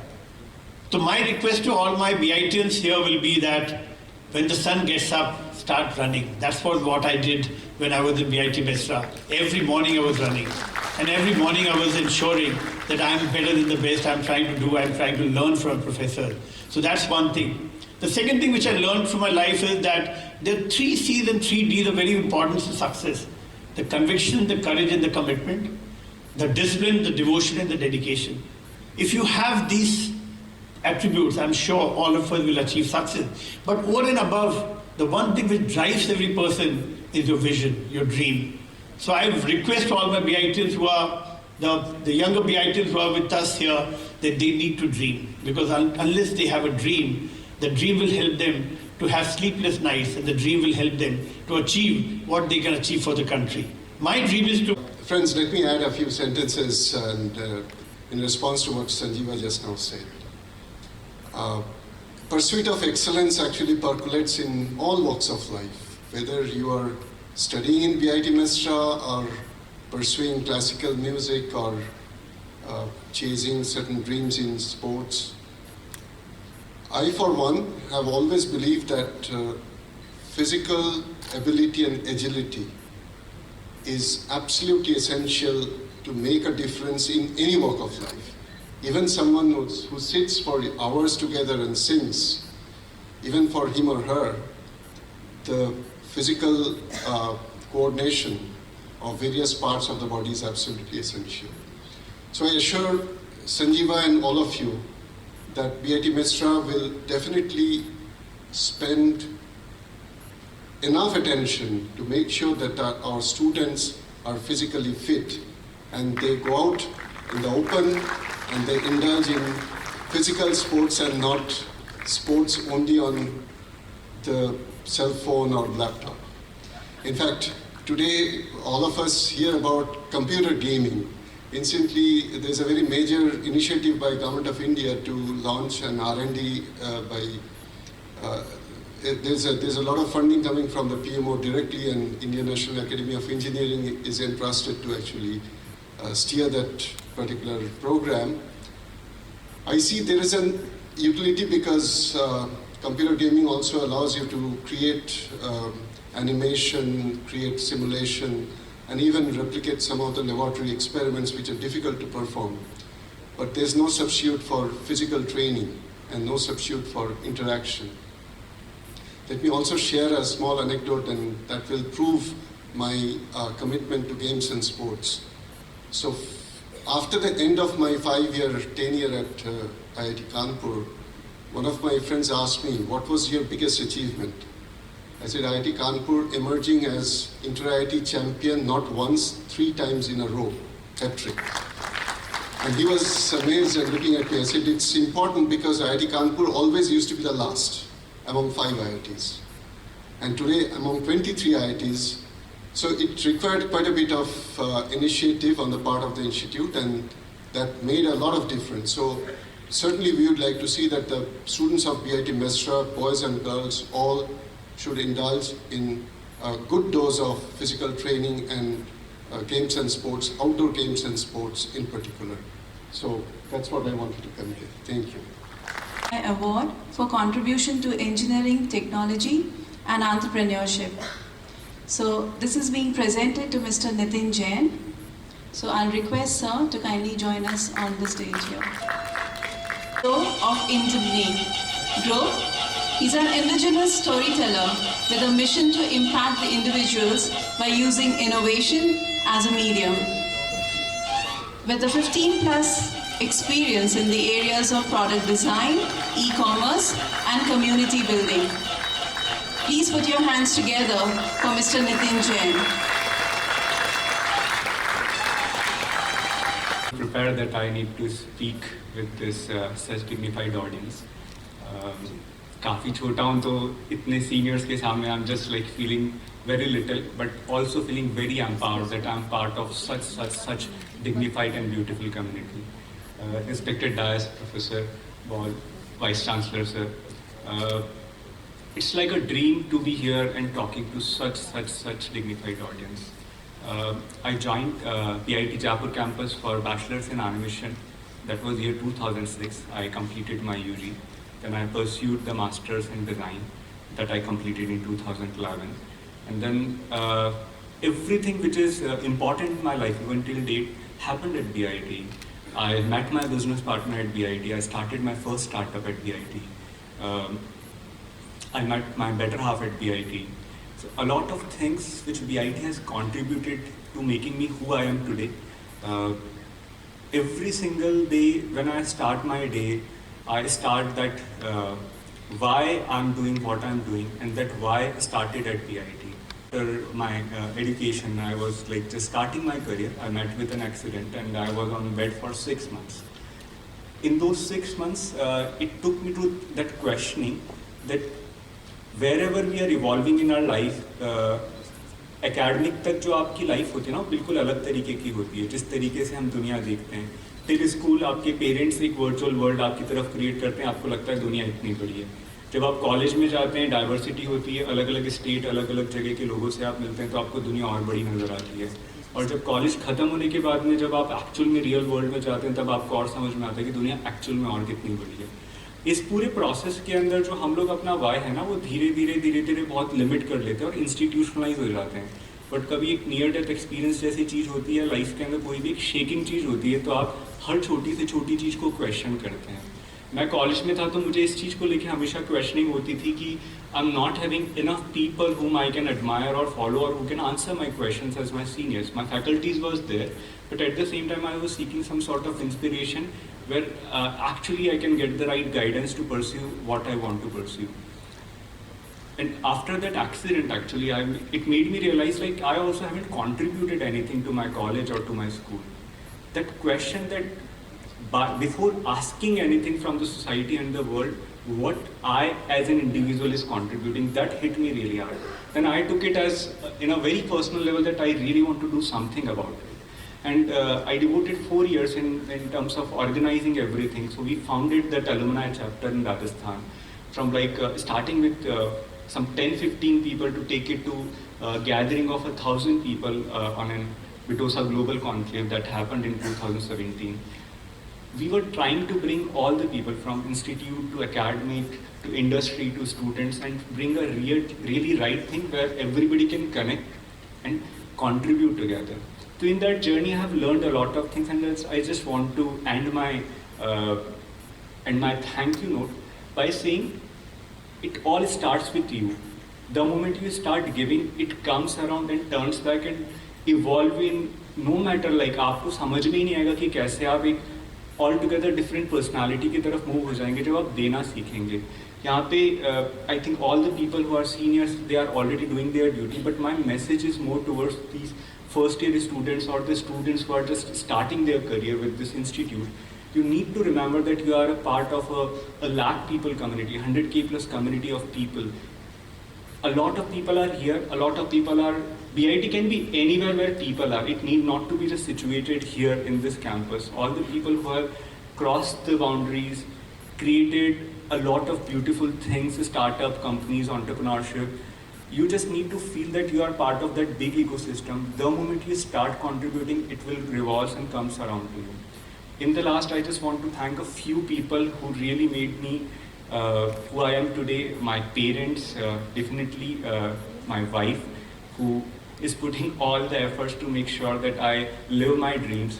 And my mentors, from Naren Bakshi sir to Vijay Burman sir, Manmohan sir, all these senior BITians who made me realize that yes, it starts with you. Keep continue doing what you are doing.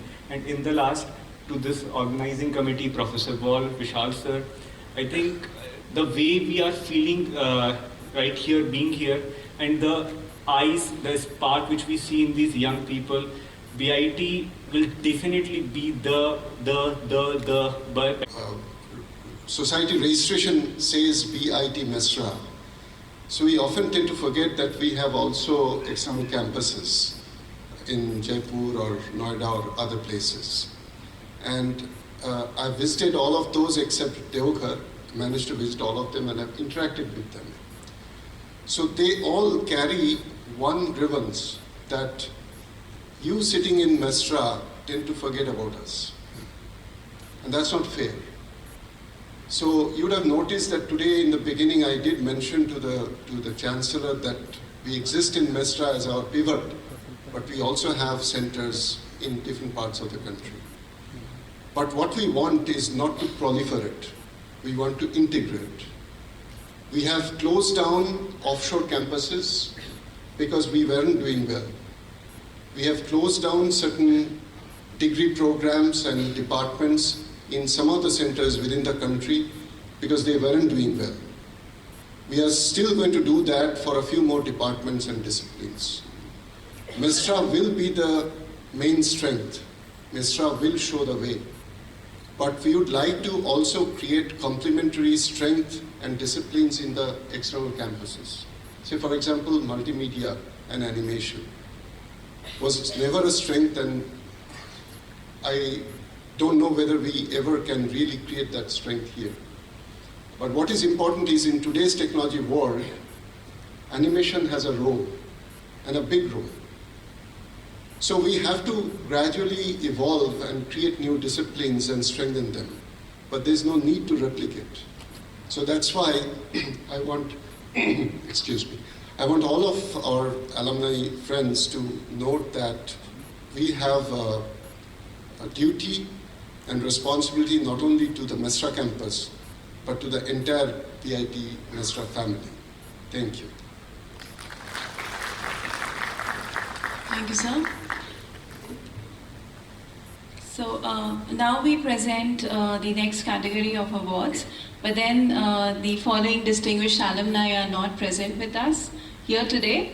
but still we'll be having their video messages, and we'll be presenting the awards to them. So I'd like to.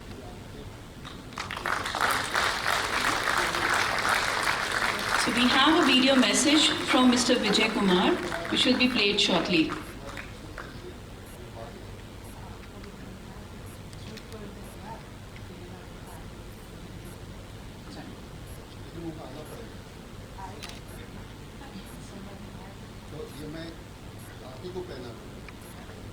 So can we hear from him and his son, Mr. Vijay Kumar?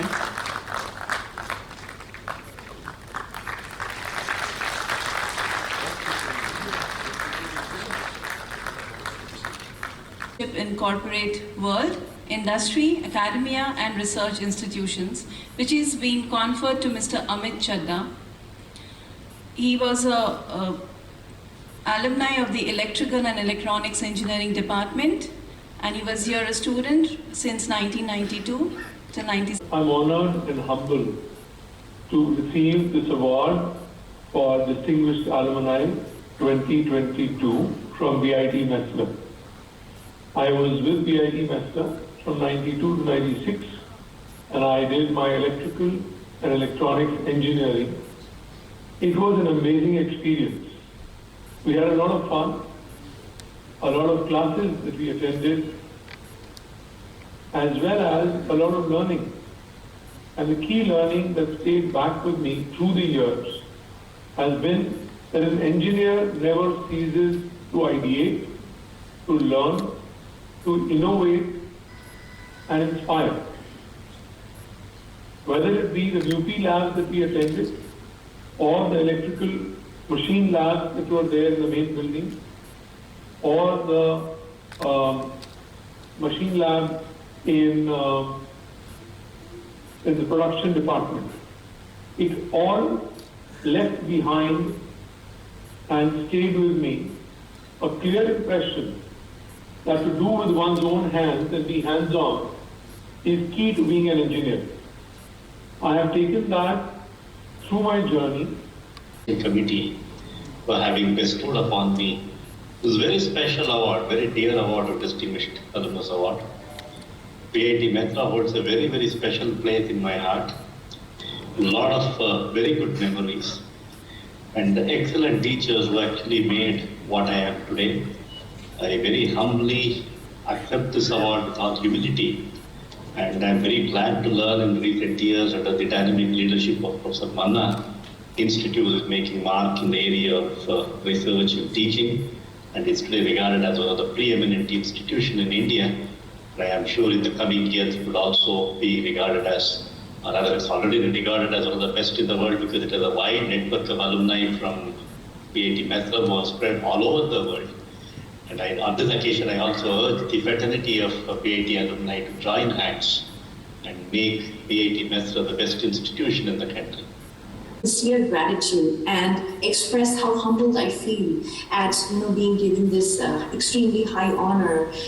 BIT Mesra has been the foundational experience of my career. I got all of the training and mentorship I needed to forge my career into AI and machine learning, be it as an academic journey as a faculty, or be it my journey as an entrepreneur, or even into technology building as an industrial leader right now.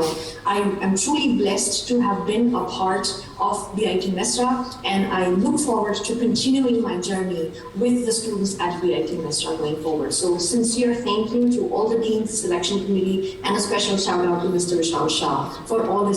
Where the Dean of Research and Innovation and Entrepreneurship and his team has taken all efforts to put a display of the photograph which captures the history of BIT and the research and innovation that has been carried out by the institution over the years.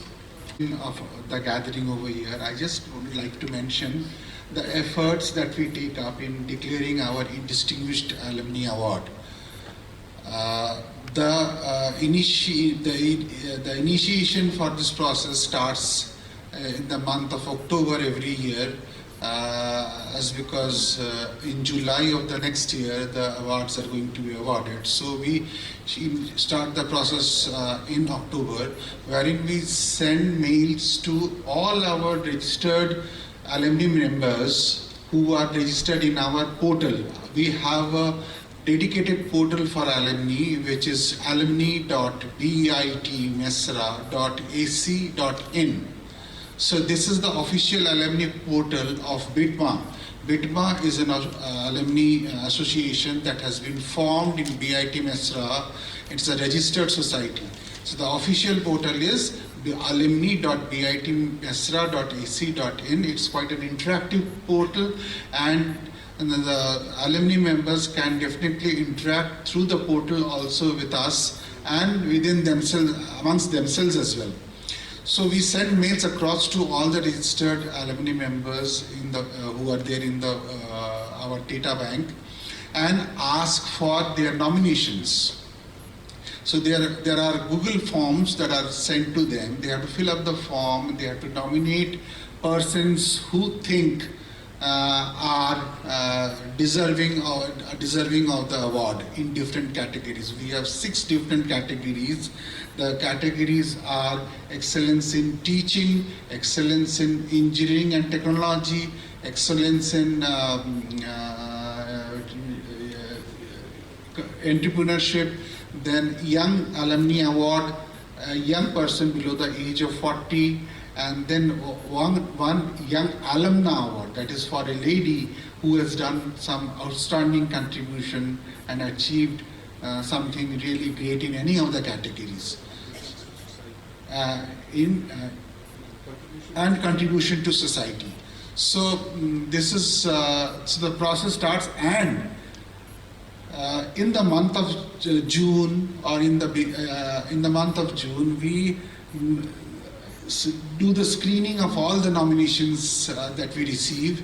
We receive a number of nominations in different categories. We do a screening. We have a committee to do the screening, and finally we have a meeting where we have a meeting of the committee where the Vice Chancellor is the chairman, the Dean Alumni is there, then the Registrar is there, and 2 experts who are not associated with BIT Mesra, one in academics or research and one from industry. So we all have a meeting and finalize as to who the award should go to. So this is actually the process of awarding the Distinguished Alumni Award. And yes, and one alumni representative is also there in the committee. This time we had Mr. Vijay Varman, who was a very distinguished alumni of 61 batch, who was there as the alumni representative. So it is a system which can really pick up the deserving one, the really deserving person who has done some good contribution to the society and to the alma mater. Thank you. करता हूँ कि इस सभागार के पीछे जो प्रदर्शनी लगी है चित्रकला की, चित्रों की, और जितने भी R&D पोस्टर्स हैं, आप उससे सब होते हुए अगले डेस्टिनेशन के लिए बढ़ें। धन्यवाद।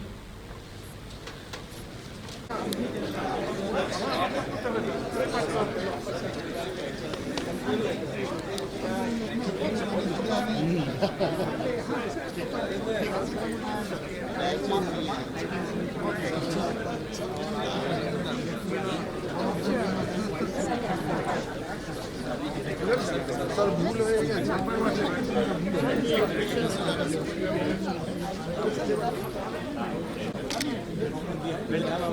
timelines have their own. क्या आप लोग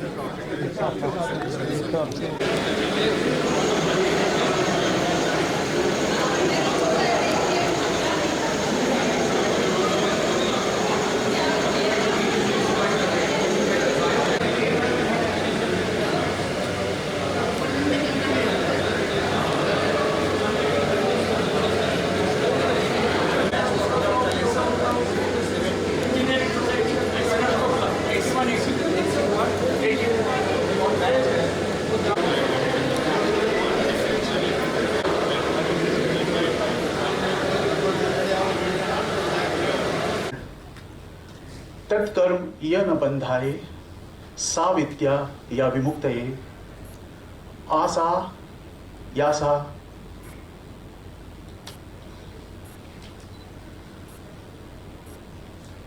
परम कर्म vidya अन्य शिल्प नैपुणम.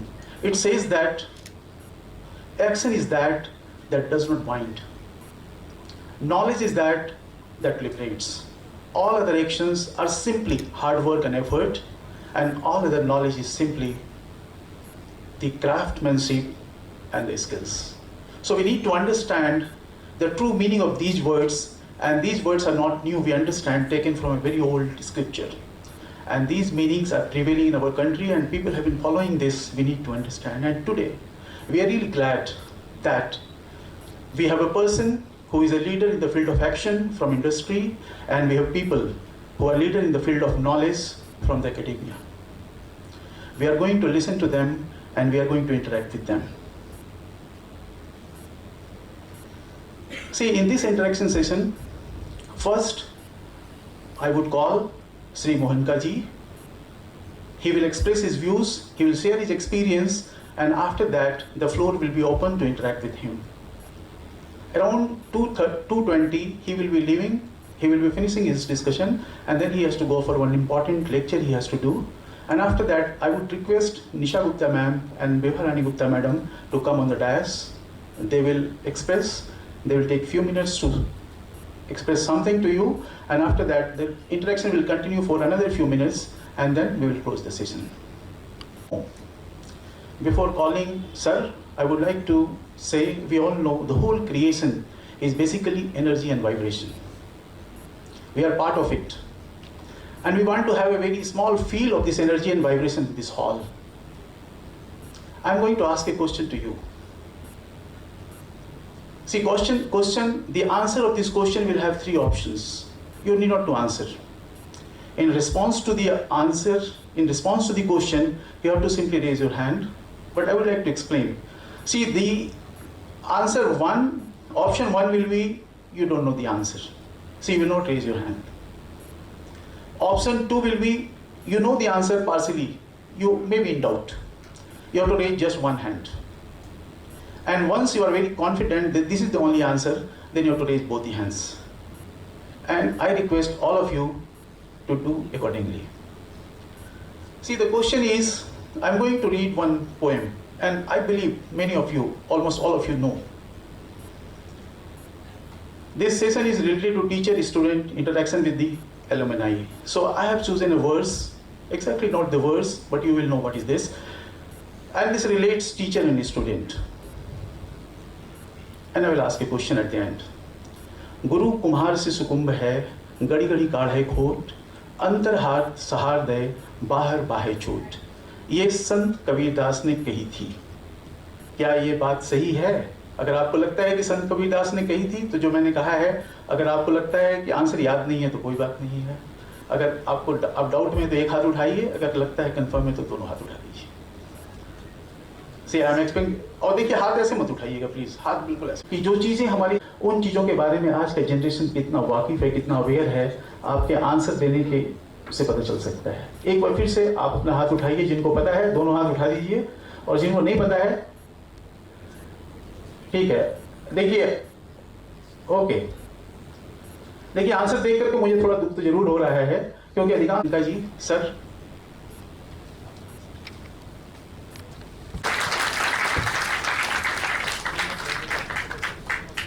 Sri Madan Mohan Mohanka ji. He is the executive chairman of the Tega Industries Limited. He is our pride alumni from 1964 batch of BSc Engineering Civil. Then he pursued his MBA from Indian Institute of Management, Ahmedabad in 1967 batch. Tega Industries Limited, the flagship company, exports to 73 countries, has 18 marketing offices and manufacturing plants in Australia, Chile and South Africa. The company enjoys a great brand image in the mining sector. Tega was one of the first companies to give 12% PF in India in 1976, when the rule was only 6%. A strong believer in investing in people. He is the chairman of the MM Group of Industries. He is the pioneer in the bringing new technologies such as wear resistance lining systems used in mining, material handling, and mineral processing industry, cross-fluted fill media for cooling towers, and water and wastewater treatment plants, and belt cleaning and tracking system in the country. Sri Madan Mohanka ji is also involved in various social service activities for the education and development of the underprivileged. Mr. Mohanka is patron and chairman of an art group that is called Ranan, consisting of young artists. Sri Mohanka ji also chairman of the Mesra Foundation, a trust working mainly on implementing new pedagogy in schools to improve the quality of education.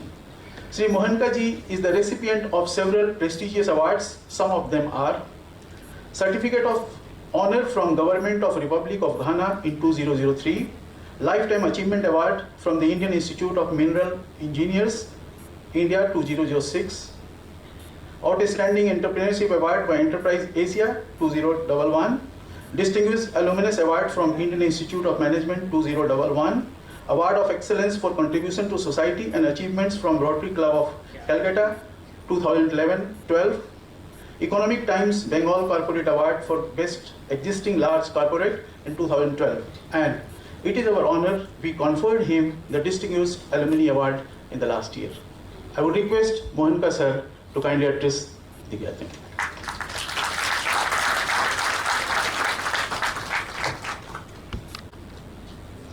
Nobody calls me Mohanka ji. Everybody calls me MM, including the peon in my office and my grandchildren. So first thing I do is to remove the wall between me and the people so that they can approach me, they can ask me, they can discuss with me fearlessly. Good afternoon, everybody. I'm delighted to be here. One day, some of you who are in second year, third year, fourth year, or some of you are beginning to start your career, I was like that one day. But when you want to start your career, you're like a bird without feather, trying to fly out of your nest and don't know how to fly. During the journey, since I passed out, I took a lot of risk, and which I'm going to share with you. My journey of business for 58 years. I started my business from scratch, and today I have 6 plants, 3 in India, 3 outside India.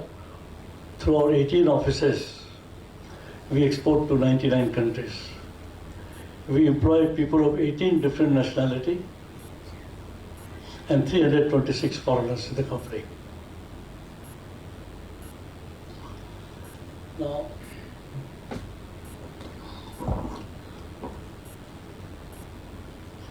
same thing, the education given to everyone in the school or in the college is same. But if you look at their career, out of 100 people when they pass out, they receive the same education, but their success is different in life. So somebody asked me, why will it be so? The answer is very complex.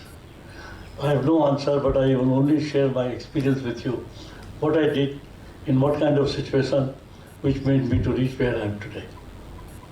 If that gives you any idea, I'll be grateful and feel that I've done my work. First, when I joined IIM in 1965, on the day 1, after the inauguration of the class, they gave us 3 case studies, because they don't give lectures. They give you cases and you have to study and find the answer through discussion, and that's how you learn. So there was one accounting case, 157 page, and one was production and one was marketing. So accounting, I did not understand at all. 157 page problem to give a solution to by an engineer. So I approached Dean, Dr. Mote. Can you arrange some tuition for me for half an hour, who can teach me fundamentals of debit and credit, then I will try to read. His answer was, we don't ask you whether you know swimming or not. We throw you in the sea. You drown and die and get out of my room. हमने सोचा हम कहाँ आ गए, कौन सी गलत जगह में आ गए. I was thinking that I'll pack up my luggage and go back home. You can do, if you really want to do, you work hard, you work sincerely, you will achieve success. But the first thing I learned in 15 days. When I found out in 1967, the salary of I chose a very risky path in my life. I thought of making an enterprise of my own, which will take care of all the stakeholders, worker, shareholders, financial institution, vendor, and government. And I formed a company, Tega India Limited. Tega I decided to do because I saw an ad in one of the mining magazines in chief engineer of Kiriburu, NMDC Mines, about a company called Skega in Sweden. They used to make a product in mining industry replacing steel with rubber and designing it. It required assimilation of 3 different technologies: mechanical engineering, mineral processing, and tribology. It was impossible to get one engineer you would know all 3. So it sounded challenging, something new, something fun. So I wrote to Skega. It took me a long time. To cut the long story short, it took 5 years to get the approval from the government for a foreign collaboration. That was the first test of my patience and perseverance. So when you start a new industry or anything new, what you call as a startup, a lot of people talk about startup today. You need to have patience and perseverance and keep at it every minute, not every day. So it took me 5 years to get the approval from the government, and I never gave up. Before starting the industry, I did a market survey, because you can't take up any product unless you know what is the market potential. And when I went around to meet the potential customer, all the mining companies in the country, along with one representative from Skega, every customer told me, it's a big market, don't waste my time. You are coming every year. I tell the same thing, if you make it, it will sell like a hotcake. So I felt great. I've picked up a product which will sell like a hotcake. With all the difficulties, when we made the product and went to sell to the same person, he told, I will not buy.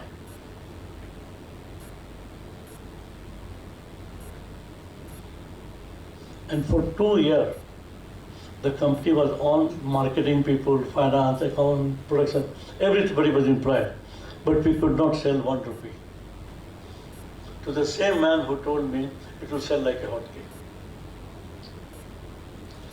I was wondering what happened. And the market potential was done by me. I'm a graduate from Ahmedabad. It was done by 2 people in Grinley Bank. They were also, I am graduate from Calcutta. Skega's people did it, everybody did it. So what went wrong? So when I asked the customer, why don't you want to buy? All 100% customers were public sector. There were no Hindustan Zinc or Hindustan Copper. They were all public sector companies those days. I'm talking of 70. Large number of companies were privatized. There was only one private company, Tata Steel. So when I went to sell to the government people, they told, if the company makes a profit by using this product, I will not get promotion. But by chance, if it fails, I will lose my job.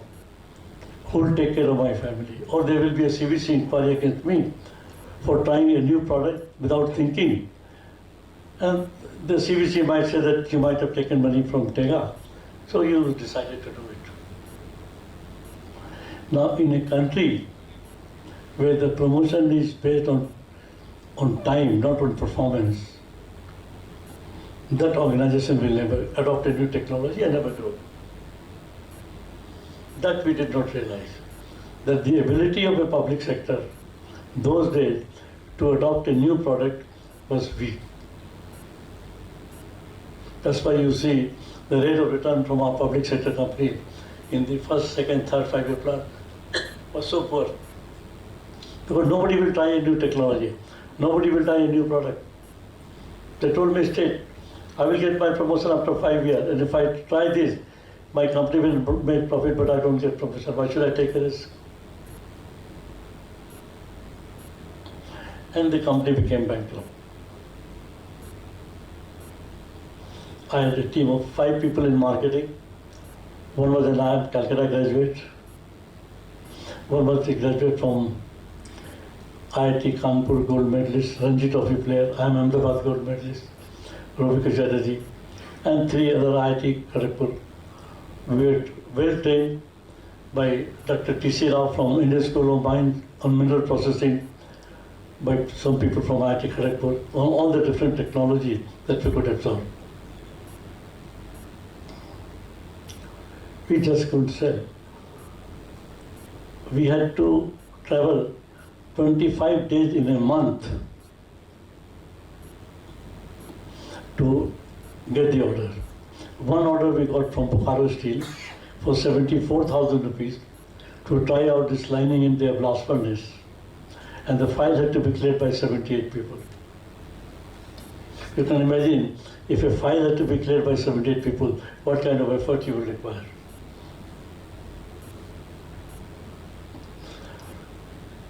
This was my first failure in life, and I failed miserably. In spite of all preparation, hard effort, traveling 26 days in a month is not a joke. Every one of us, and truly imply first. On 30th of the month, in spite of the fact that the company was bankrupt, I paid the salary of the people. I sold my wife's jewelry, my LIC policy, my house, my car, every little asset that I had. But the salary of the people was paid on 30th. Till today, not a single day, salary of the person has been delayed even one day.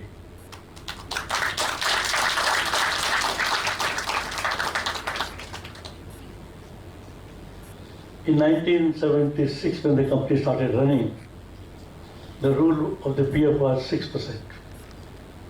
I was the first man in the country to start. First to meet people in public sector. They were at their retiring age, and their PF has no value because the inflation in the country was 8-10%, and they were getting 8% interest on the PF, so the buying power of their money was going down. So at the end of their career, उनको अपनी बेटी की शादी करनी है, घर बनाना है, उसके लिए करने के लिए वो चोरी में लग जाते थे. 30,000. The education allowance for the children was given full. Whatever they would submit the bill, released on the spot. But if a man was found to be weak, not being able to do the job, I will hold his hand, give him special training, give him a job lower which he can do, but not sack him, and then ask him if he can get a change changer.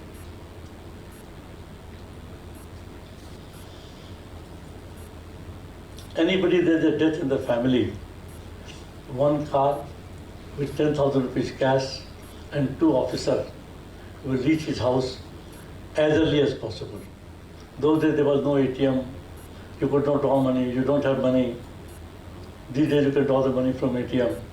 10,000 cash, 2 people, 1 car will reach his house at the earliest in 1 or 2 hours time and take it.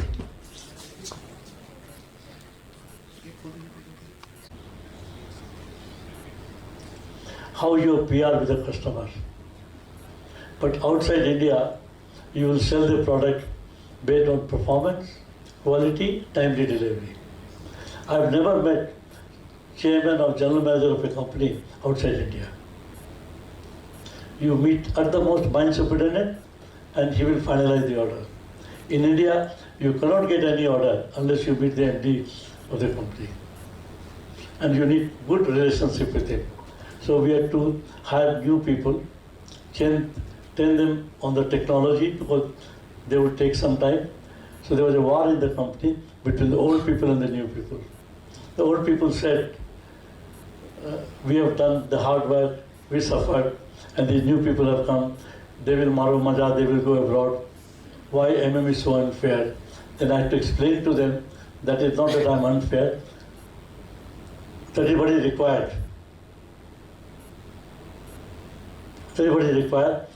And then the only way that I could do it to send old people for marketing out of India along with the new man. The time came in 3 years that everybody went abroad. And they realized that if the company has to grow, everybody has to cooperate. That's how I reduced the war. Then we decided to put up 3 companies. My employees say, don't invest. We have suffered a lot. We are making money, that's enough for us. My board told, it's a very risky proposition to spend another 200 crore in a country where you have lost 250 crore. Why do you want to take that risk?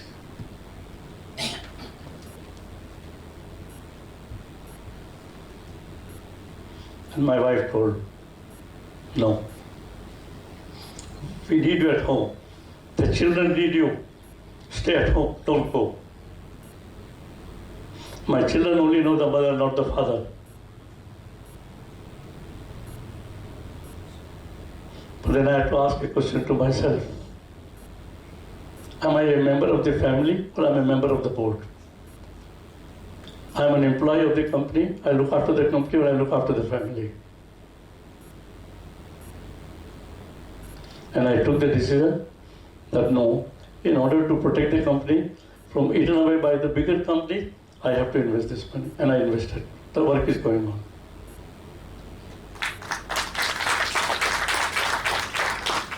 Thank you.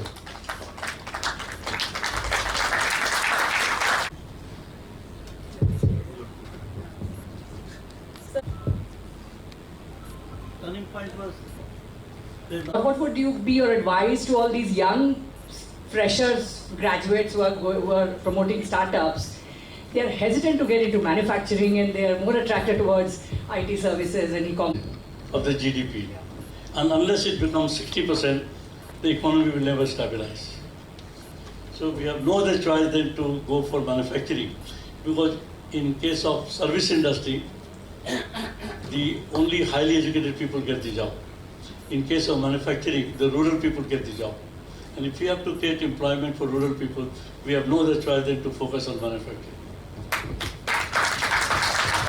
Before taking a risky decision, do you go by the gut feeling or look at the stats and probability of that situation? I do all the number calculation. It is wrong. Never consider a mistake as a mistake. It's a process of doing work. I have never fired anybody for mistake in my life. When I take... Sir, I have 4 questions. So the first question is, how do you decide the priority of the work and deadlines to meet the product development? Second, any product has many stages and to development till it meets the end goals to the client. How do you manage the priorities of the development?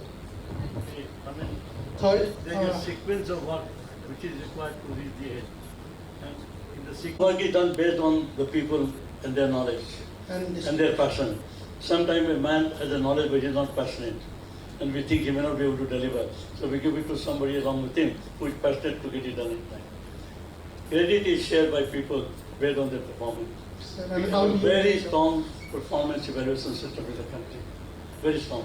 That's what I said today in the first half lecture, that if you want it to become MIT or IIT, you have to focus more on the performance of teachers. Performance of teachers' evaluation has to be very strong for the school to grow. If you want from the top 10 to top 3. That is one of the actions that you have to take. A very good evening, sir. Do you feel the need for greater contribution of Indian companies in terms of funds and technical know-how toward the research in universities? Professor Dr. B.K. Mesra, who is the director of IIT Goa, earlier used to be director of RRL Bhubaneswar. So without innovation, you can reach nothing, because every other competitor is innovating their product, making it more efficient. So it's a continuous process. We have an R&D department in the company. That's why I said, if you want to bring up your school, you want foreign students to come, you want better emolument for your students, first thing you do is to market your R&D center. Tell the world that you have an R&D center where people learn. You have invested in R&D center, am I right? Can one can answer that question? Sure.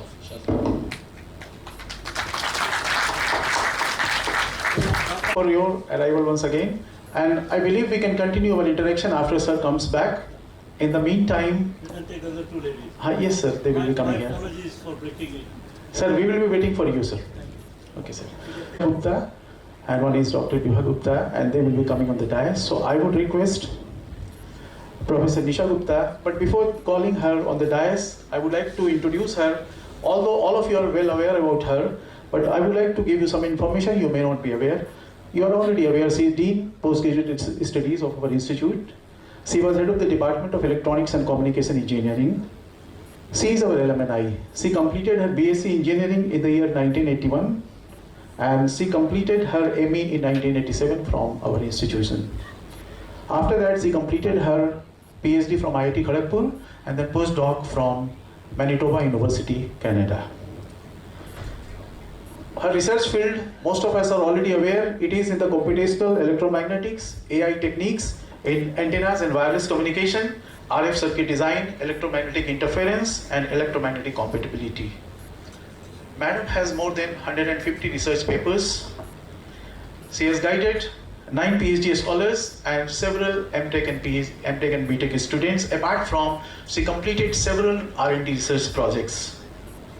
She was recipient of Commonwealth Scholarship Award in the year 1990 for a period of 5 years. I would like to welcome Professor Nisha Gupta on the dais. She will express her views in front of you. Ma'am. Out batch and 97 batch. I welcome all of you to this interactive session that we are going to have, and in fact we were having it with Professor Mohankar, but he has left it and he will be joining us soon after maybe 15-20 minutes. So I don't find many of the alumni here, but whoever is present here, I'll just like to say that I joined this institute as a graduate for obtaining the graduate degree in 77 and completed my degree in 81. So this is actually the batch of 82 batch who are coming here. So some of you may be already knowing me, perhaps. Though I was 1 year senior to you, but perhaps you will be knowing me. And all of you will also be surprised to know that more than 50% of the faculty members here in BIT, they are having at least one degree from this institute. So that is also one important thing which I would like to share with all of you. So I welcome all of you to this session, and let us have a very interactive and fruitful session with all of the alumni. And if some of the alumni are not here, I will request Sanjay to please call them from the our lunch venue. So thank you everyone, and let us look forward to a very interactive session. Thank you. Thank you, ma'am. Now I would like to call Professor Bhimarani Gupta. She is Dean Undergraduate Studies. All of us are aware. She is she was the head of the Department of Electronics and Communication Engineering. She has around 35 years of work experience, including teaching, research, and work experience as well. She has completed all the 3 major qualifications from this institution: B in 1986, ME in 1994, and PhD in the year 2007. She is pride alumni of our institution. Her area of interest, microwave antennas, metamaterials, microwave measurements and material characterization, electromagnetically compatible circuits, surface integrated waveguides. More than 110 research papers she has already published. She has supervised 6 PhDs, a large number of MTech and BTech projects, and sponsored R&D projects. I would like to request Professor Vivarani Gupta to come on the dais and express her views. Sanjay, for the nice introduction, and good afternoon to all of you who are present here. I feel honored to welcome you all for the interactive session of the Foundation Day celebration of the Institute. Our institute was established in 1955 with a single program, that is mechanical engineering, but now we have grown to 18 departments which offers almost 52 programs. Last year we introduced a new center, that is the Center for Quantitative Economics and Data Sciences. And this year we are going to introduce a UG and PG program in the for the AI and ML in computer science. The second program that we are going to introduce in this year is a certificate program in the game designing and the development. And we are plan to introduce another program in next year, that is BE in food technology. Right now we have food technology, IMSc program in the food technology, but the next year we are plan to introduce BE program, BTech program in the food technology. So you can see that that we believe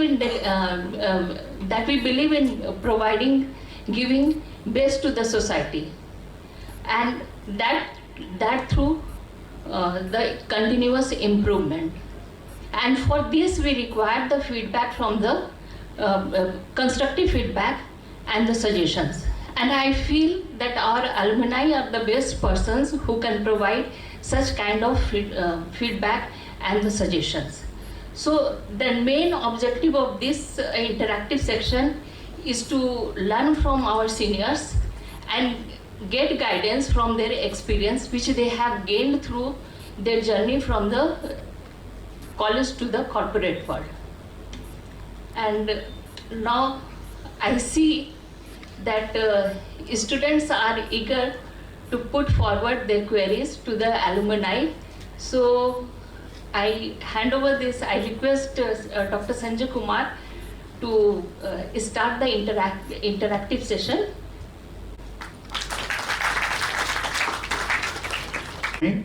लेकिन उन्होंने जो बात कही थी उसे एक छोटा सा इंसिडेंस मैं रिलेट करना चाहता हूँ. उन्होंने थॉमस अल्वा एडिसन की बात कही थी.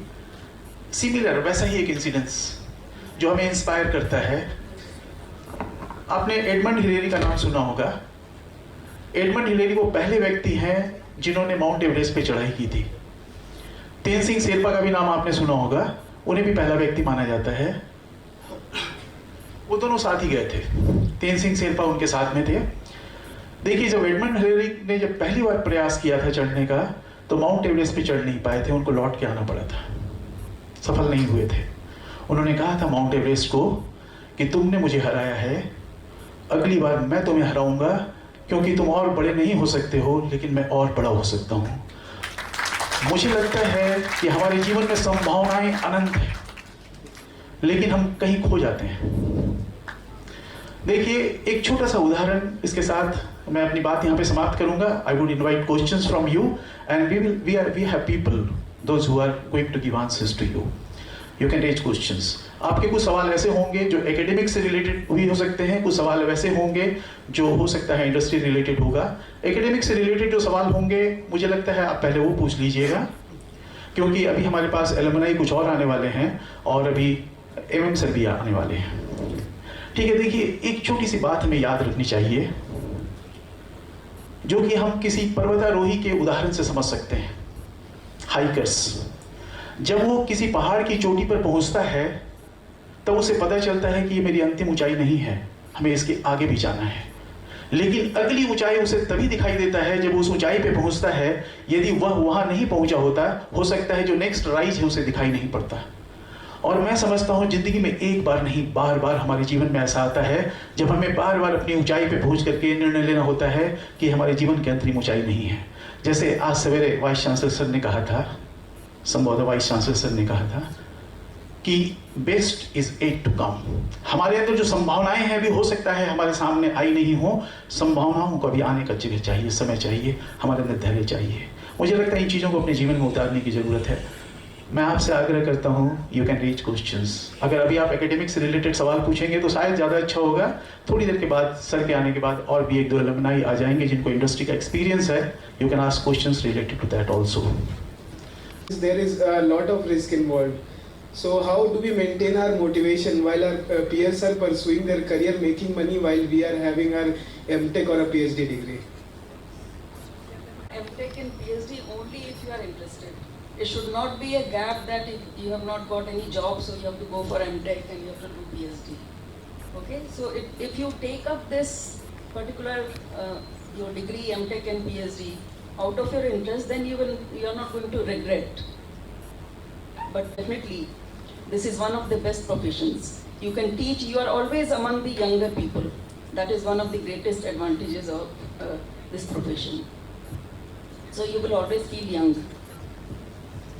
And then it is like in other industry, you will be working like a machine from morning to evening up to 9 o'clock or 10 o'clock.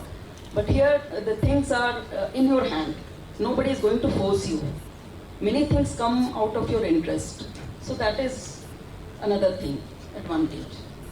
And you will really enjoy teaching. लोग अभी शुरू करते हैं और बीच में फिर अगर इंटरेक्शन का टाइम मिलेगा तो वी विल कंटिन्यू अभी तक इंटरेक्शन। तो अभी हम मूवी चलाएं। एक पुरानी पिक्चर है जो चलाने का ऑलरेडी प्रोग्राम था हमारा, तो विशाल जी शुरू करें हम लोग। मैं इस साल भी बॉक्सिंग चैंपियन एक नहीं दो है, मोहन और Sohan. I just wanted to know that since you were in this field for so long, what were the problems that they still remain the same, like they never changed, they never evolved with time? The same problem doesn't exist. Small mistake, small slippage, and that we correct it again. But we react very fast. If you know there is a problem, we don't sleep over it. And we accept that there is a mistake and we correct it fast. Dealing with them, what were the situations that are still same? It takes time to understand the foreign culture, attitude of people, their behavior, what they components which are not readily available right now in India. So you have to outsource it from other countries and No, since we are marketing globally, we want to be most competitive. So we have the freedom to buy any metal from anywhere in the world without paying duty. So we buy component cost. How do you actually evaluate the cost of the product which you are going to? When I submit an offer to the customer, I know whether I am 100, my competitor is 90 or 110. So we keep track of the market positioning, so we know whether we are quoting high or we are quoting low. We also tell from the client's perspective. Huh? Also, Journey. I should take the risk at the other way. Sir, just I want to know can you define the minimum and maximum limit of the risk? So minimum we have to take that much of risk, or the maximum we have to that much of risk we have to take. It is different from different people. It's your individual character which will decide whether you will take risk, you will not take risk, and what risk you will take. होगा क्या बोले? may I just? Please, sir. I don't know whose question it was. The risk. I'm from Army. I'm Brigadier Missionary. You're from? Army. 82 pass out. 82 pass out. So I'll tell you about the risk. When an army person takes a risk, his risk is entirely different. He knows he may have to die. Wherever he is going for attack, he may or may not come back. He may come back in polyvacs. I have participated in Kargil ops. I was in Kargil war. So I have seen the bodies in polyvacs. The day I was going over there, I saw the body of Vikram Batra. It was it was a transit camera, forgetting name. I had seen him over there. A vehicle with a black flag. One officer was there, one lieutenant. He was not taking food over there in the train camp. I asked him, why you are not taking food? He said, sir, I am taking my brother officer, who is no. A positive example. When I did the market survey in 75, everybody told me this product will sell like a hotcake. Make it. And when I made, the same people did not buy.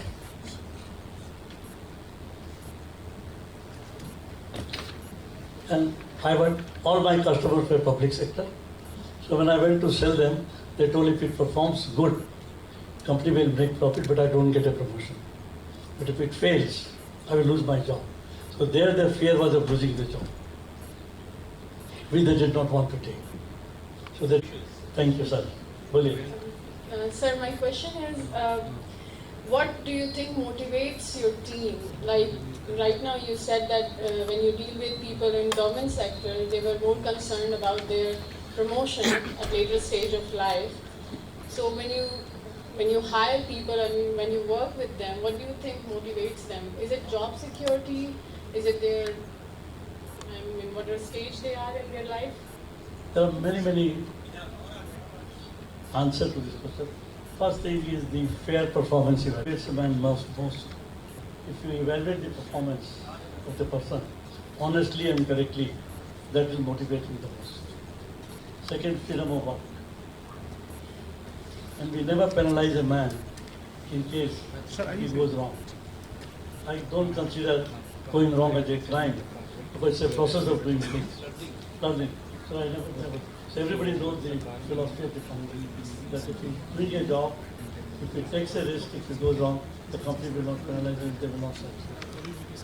So they work freely, they enjoy their work, and then we have many other things in the country that we do. If you get that dream job, then what will motivate you? Once I get the dream job, maybe I have some another dream at that point in time. Yeah, what I want to say, once we join, say, sit down. What motivates you during, like, I have retired from a public sector. Okay. I work in Steel Authority of India Limited for 37 years. There, we should discuss, like, वहाँ hierarchy है. There's somebody is in junior level, somebody is in middle level, somebody at the top level. And people feel differently. But my boss, he doesn't work. He gets motivated, उसका थोड़ी छुट्टी मिल जाए, बिना काम किए plant से बाहर चला जाए, he remains happy and motivated. He feels same way for me. But I work so hard and sincere, I am very much motivated. He is not motivated. He doesn't work for the company, doesn't bother for the company. What I want to say, sum and substance. Whatever motivates you, motivates me, and whatever motivates me, same thing motivates the gardener outside. It's all in the mind. Yes. Sir, technical universities and colleges are well equipped to supply that kind of manpower, or what is the industry going to do regarding the encouragement of or empowerment of our universities? Thank you. You ask a question which will take hours to discuss, but after all, students, faculty and the company can meet together and give feedback to each other how to improve the quality of students. But whatever we have, this work is going on, but it could be improved. No, but these best companies in the world, they are headed by Indians. Yes. So there is no dearth of good quality people in India, or good engineering institutions, means Intel, you take Microsoft, you take SEL, you take, they all are headed by now Indians. So it is not that the Indians are not good. We are one of the best in the world now. So quality of it all depends on that individual. What if you are satisfied with what you are doing, and if you are putting your 100%, there is nothing like a good job or a bad job. I don't think I used even 10% of them ever. Knowledge is there, yes, but what is actually required is at the ground level maybe entirely. No, like Ravi Shankar, he did it from this college and he became brigadier. Altogether a different scene. Any question, evaluation of the employees that motivates is very right. If you are fair, it yeah, that is very right, sir. But another thing is, when sir said many Indians, they are CEOs in overseas.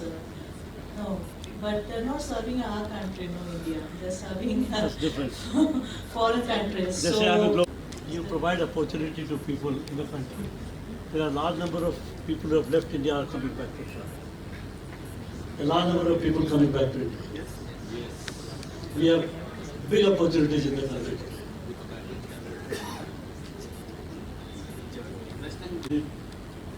Joint government, Science and Technology Department, then he got a scholarship, he did MSc and PhD, and then he went and became the Chief of Science and Technology, B. He got a boy from the child to become Chief of the Science and Technology in India. CSR being a moral obligation of corporates. Attitude of a person. Gandhiji had said, all the wealth that we have in India is not owned by us. We are only custodians. And we have the obligation to give it back to society. Some people honor and some don't honor.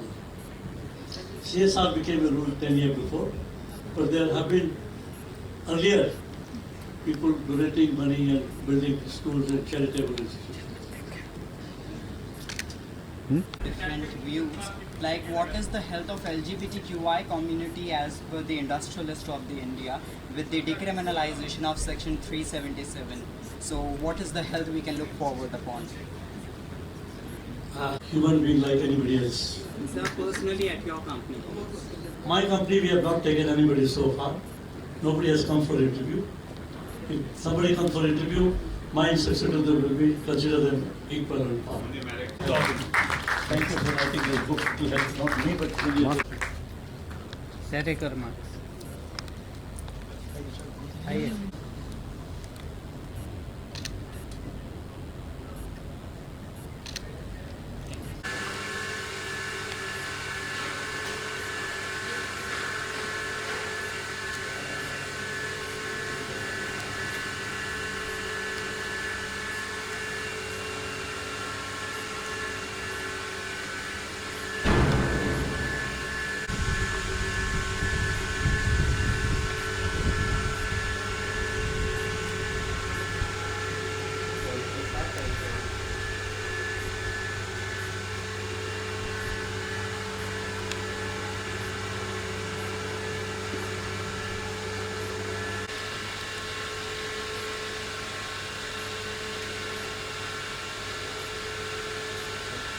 संगीत, कला, इनके बिना हम मानव समाज की इस व्यवस्था को सोच भी नहीं सकते।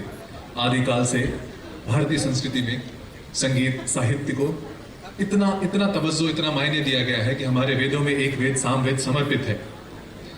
हम जब साहित्य की बात करते हैं, इसी में छुपा होता है हित। सा मतलब साथ में, हित मतलब वेलफेयर, कल्याण। जिस कल्याण की बात करते हैं वो होता है सर्वमुखी, all round development of human mind, human psychic development अति पौराणिक है। सदाशिव काल से ही हम संगीत को अपने साथ आत्मसात भी सिविलाइजेशन की हम बात करते हैं, तमाम जगहों पर सदाशिव के कंट्रीब्यूशन, उनकी जानकारी, उनका योगदान मायने रखता है। इसीलिए हम उन्हें नटराती। ऐसी एक उपस्थिति, ऐसी एक प्रस्तुति हमारे झारखंड में भी है और ये उस समय से चली आ रही है जिस समय से मुझे लगता है शायद ये संस्कृति चली आ रही है। इस डांस फॉर्म को, इस नृत्य को हम कहते हैं छव। छव मर्दाना नृत्य के रूप से भी जाना जाता है। इसे मर्दाना नृत्य इसलिए कहते हैं क्योंकि it takes so much of strength, बहुत ताकत के साथ, और martial art form, ancient martial art form के साथ इसको किया जाता है। इसमें कलाकार अपने चेहरे पे मुखौटा, और विश्वास मानिए मुखौटा इतना भारी होता है कि हम पहन के चलना भी थोड़ा मुश्किल महसूस करते हैं। लेकिन वो कलाकार, वो डांसर्स आपके सामने जब परफॉर्म करेंगे तो आपको विश्वास ही नहीं होगा कितना भारी मुखौटा लेकर वो डांस कर रहे हैं। इसके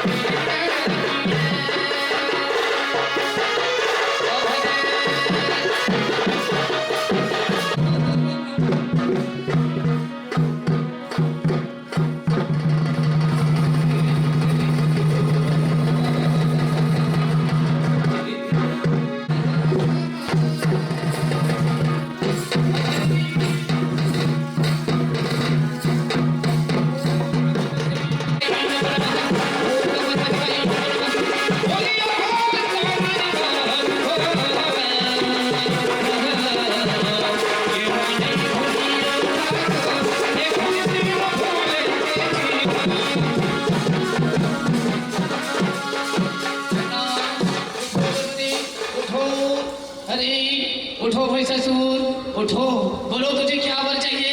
हे ब्रह्मदेव, हे ब्रह्मदेव, मुझे ऐसा वरदान दो कि मुझे स्वर्ग मर्ग बताओ, तीनों उसमें मुझे कोई नहीं मार सकता, मैं अकेले अमर रहूं, ऐसा वरदान दो। ठीक है भाई ससुर, ठीक है, ऐसा वरदान तुझे जरूर प्रकट करूंगा, लेकिन एक बात याद रखना, जिस दिन तुम नारी के ऊपर कोई अत्याचार करेगा, जिस दिन तुम नारी के ऊपर कोई उल्लंघन करेगा, उसी दिन तेरा काल बन जाएगा नारी। क्या? नारी?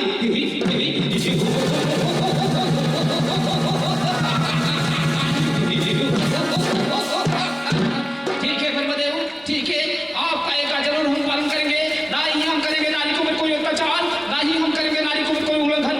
मुझे वरदान प्रकट करे ब्रह्मदेव, वरदान प्रकट करे। तथास्तु भाई ससुर, तथास्तु।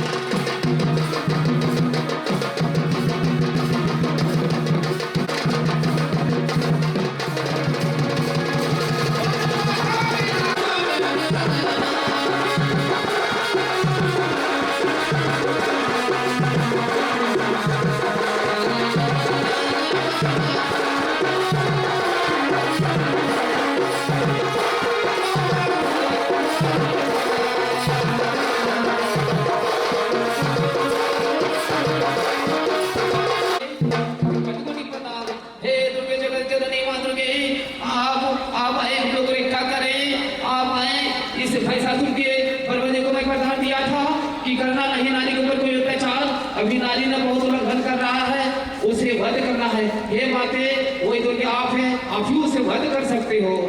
हे हे ब्रह्मदेव, मेरा पास ना कोई अस्त्र ना शस्त्र है, तो फिर मैं महिषासुर को कैसे वध कर सकता हूँ? हे जगत जननी माँ दुर्गे, अब चिंता ना करे, तेरे पास अस्त्र शस्त्र नहीं है तो लो मैं तुझे वरदान प्रकट करता हूँ।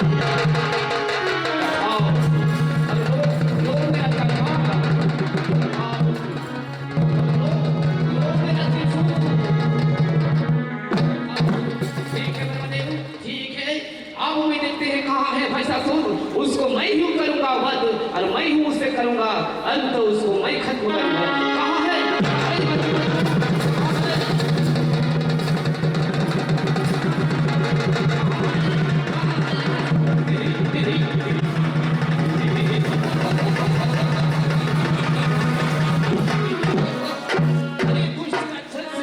अरे दुष्ट राक्षस, हंस लो, तुझे जितना हंसना है हंस लो, तेरा पाप का घड़ा पूर्ण हो चुका है राक्षस। हे नारी, आप कौन हो? मैं नहीं तुझे पहचानता हूं, अब यहाँ से चल जाए तो मैं तुझे भी वध करूंगा। अरे दुष्ट राक्षस, तुम मुझे वध करोगे? उठाओ अस्त्र और करो हमसे जूझ।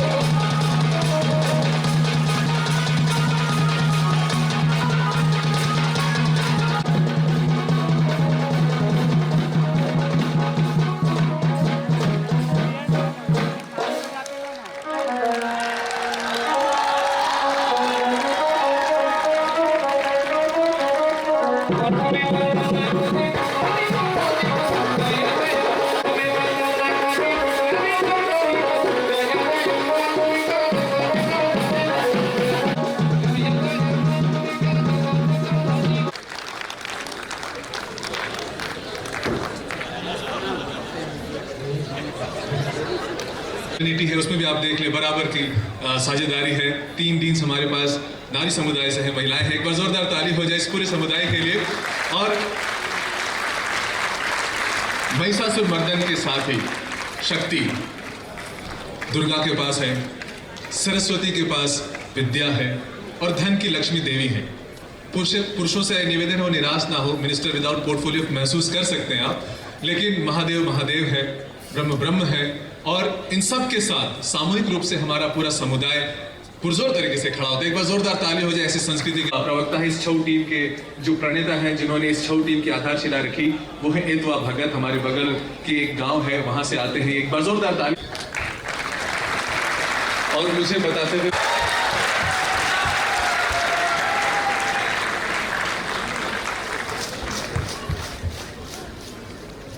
मैं निवेदन करता हूं प्रोफेसर, क्योंकि इनकी परिकल्पना थी छऊ यहां हो।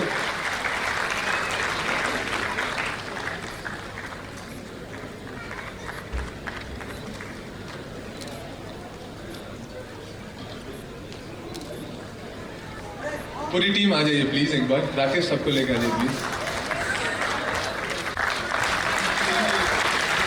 सो ये जोड़ी है 10 साल से 85 साल तक की उम्र के बीच की। सबसे जो छोटा कलाकार है वो सिर्फ 10 साल का है।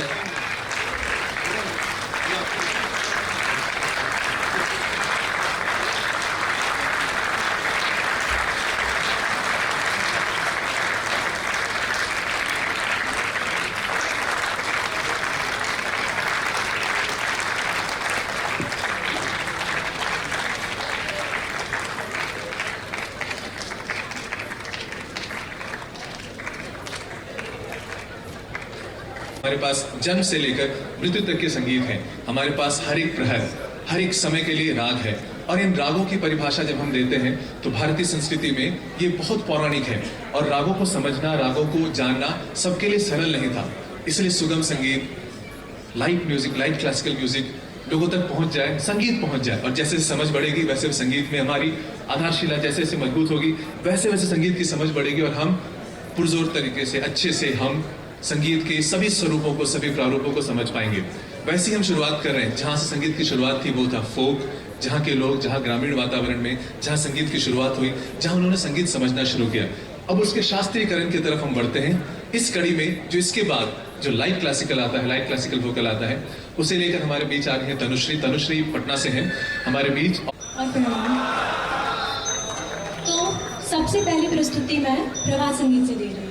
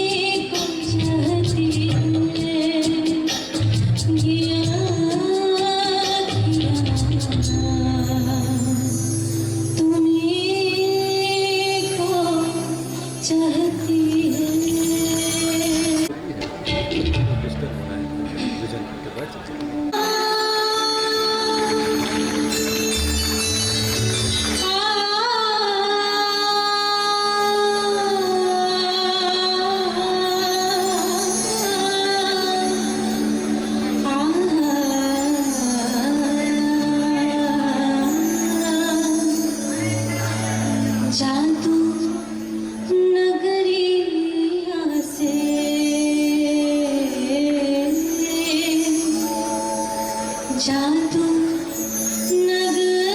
नगरिया से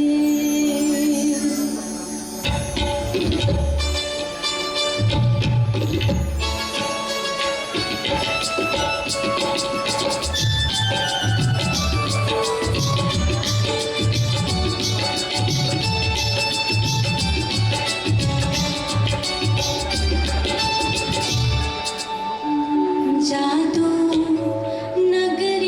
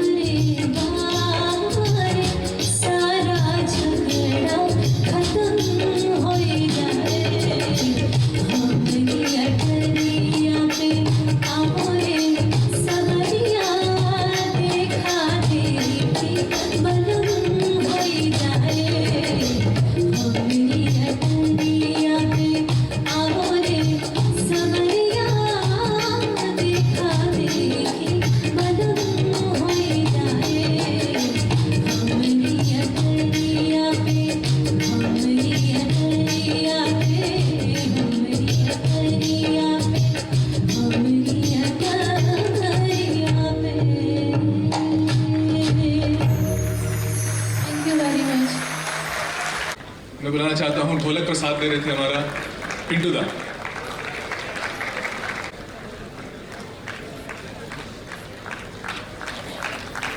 पैक पे साथ दे रहे थे हमारे साथ Arvind ji.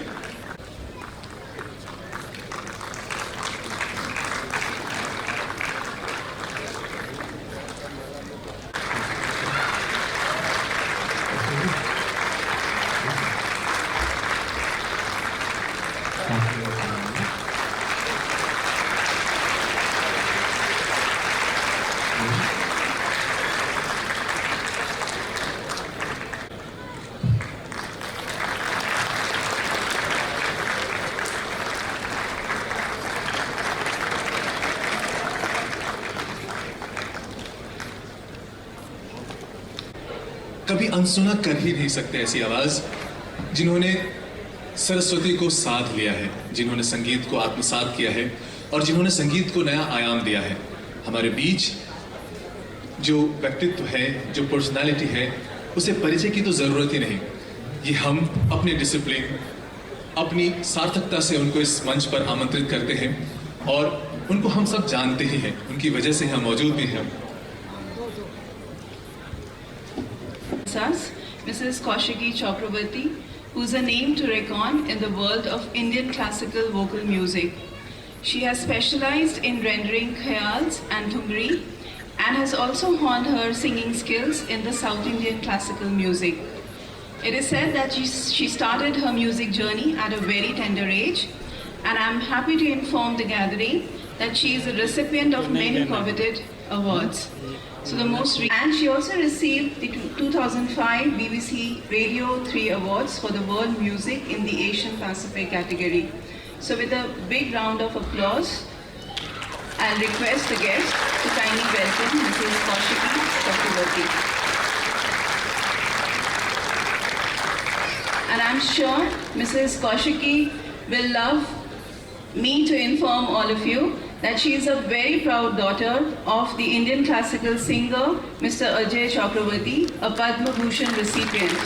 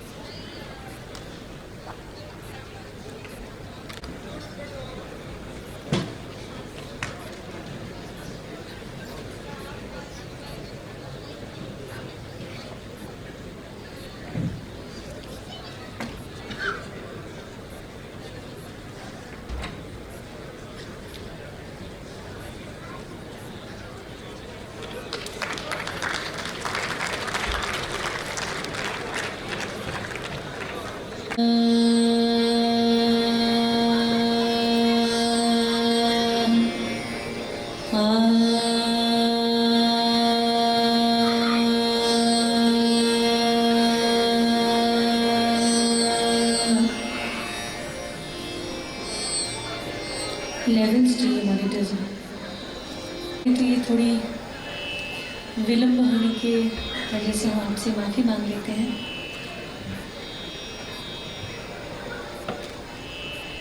On behalf of everybody present on stage, I welcome you all. First time we are in Ranchi performing for all of you. So it is always special when we come to a city, a country, a place for the first time to sing for the wonderful audience of that place. So thank you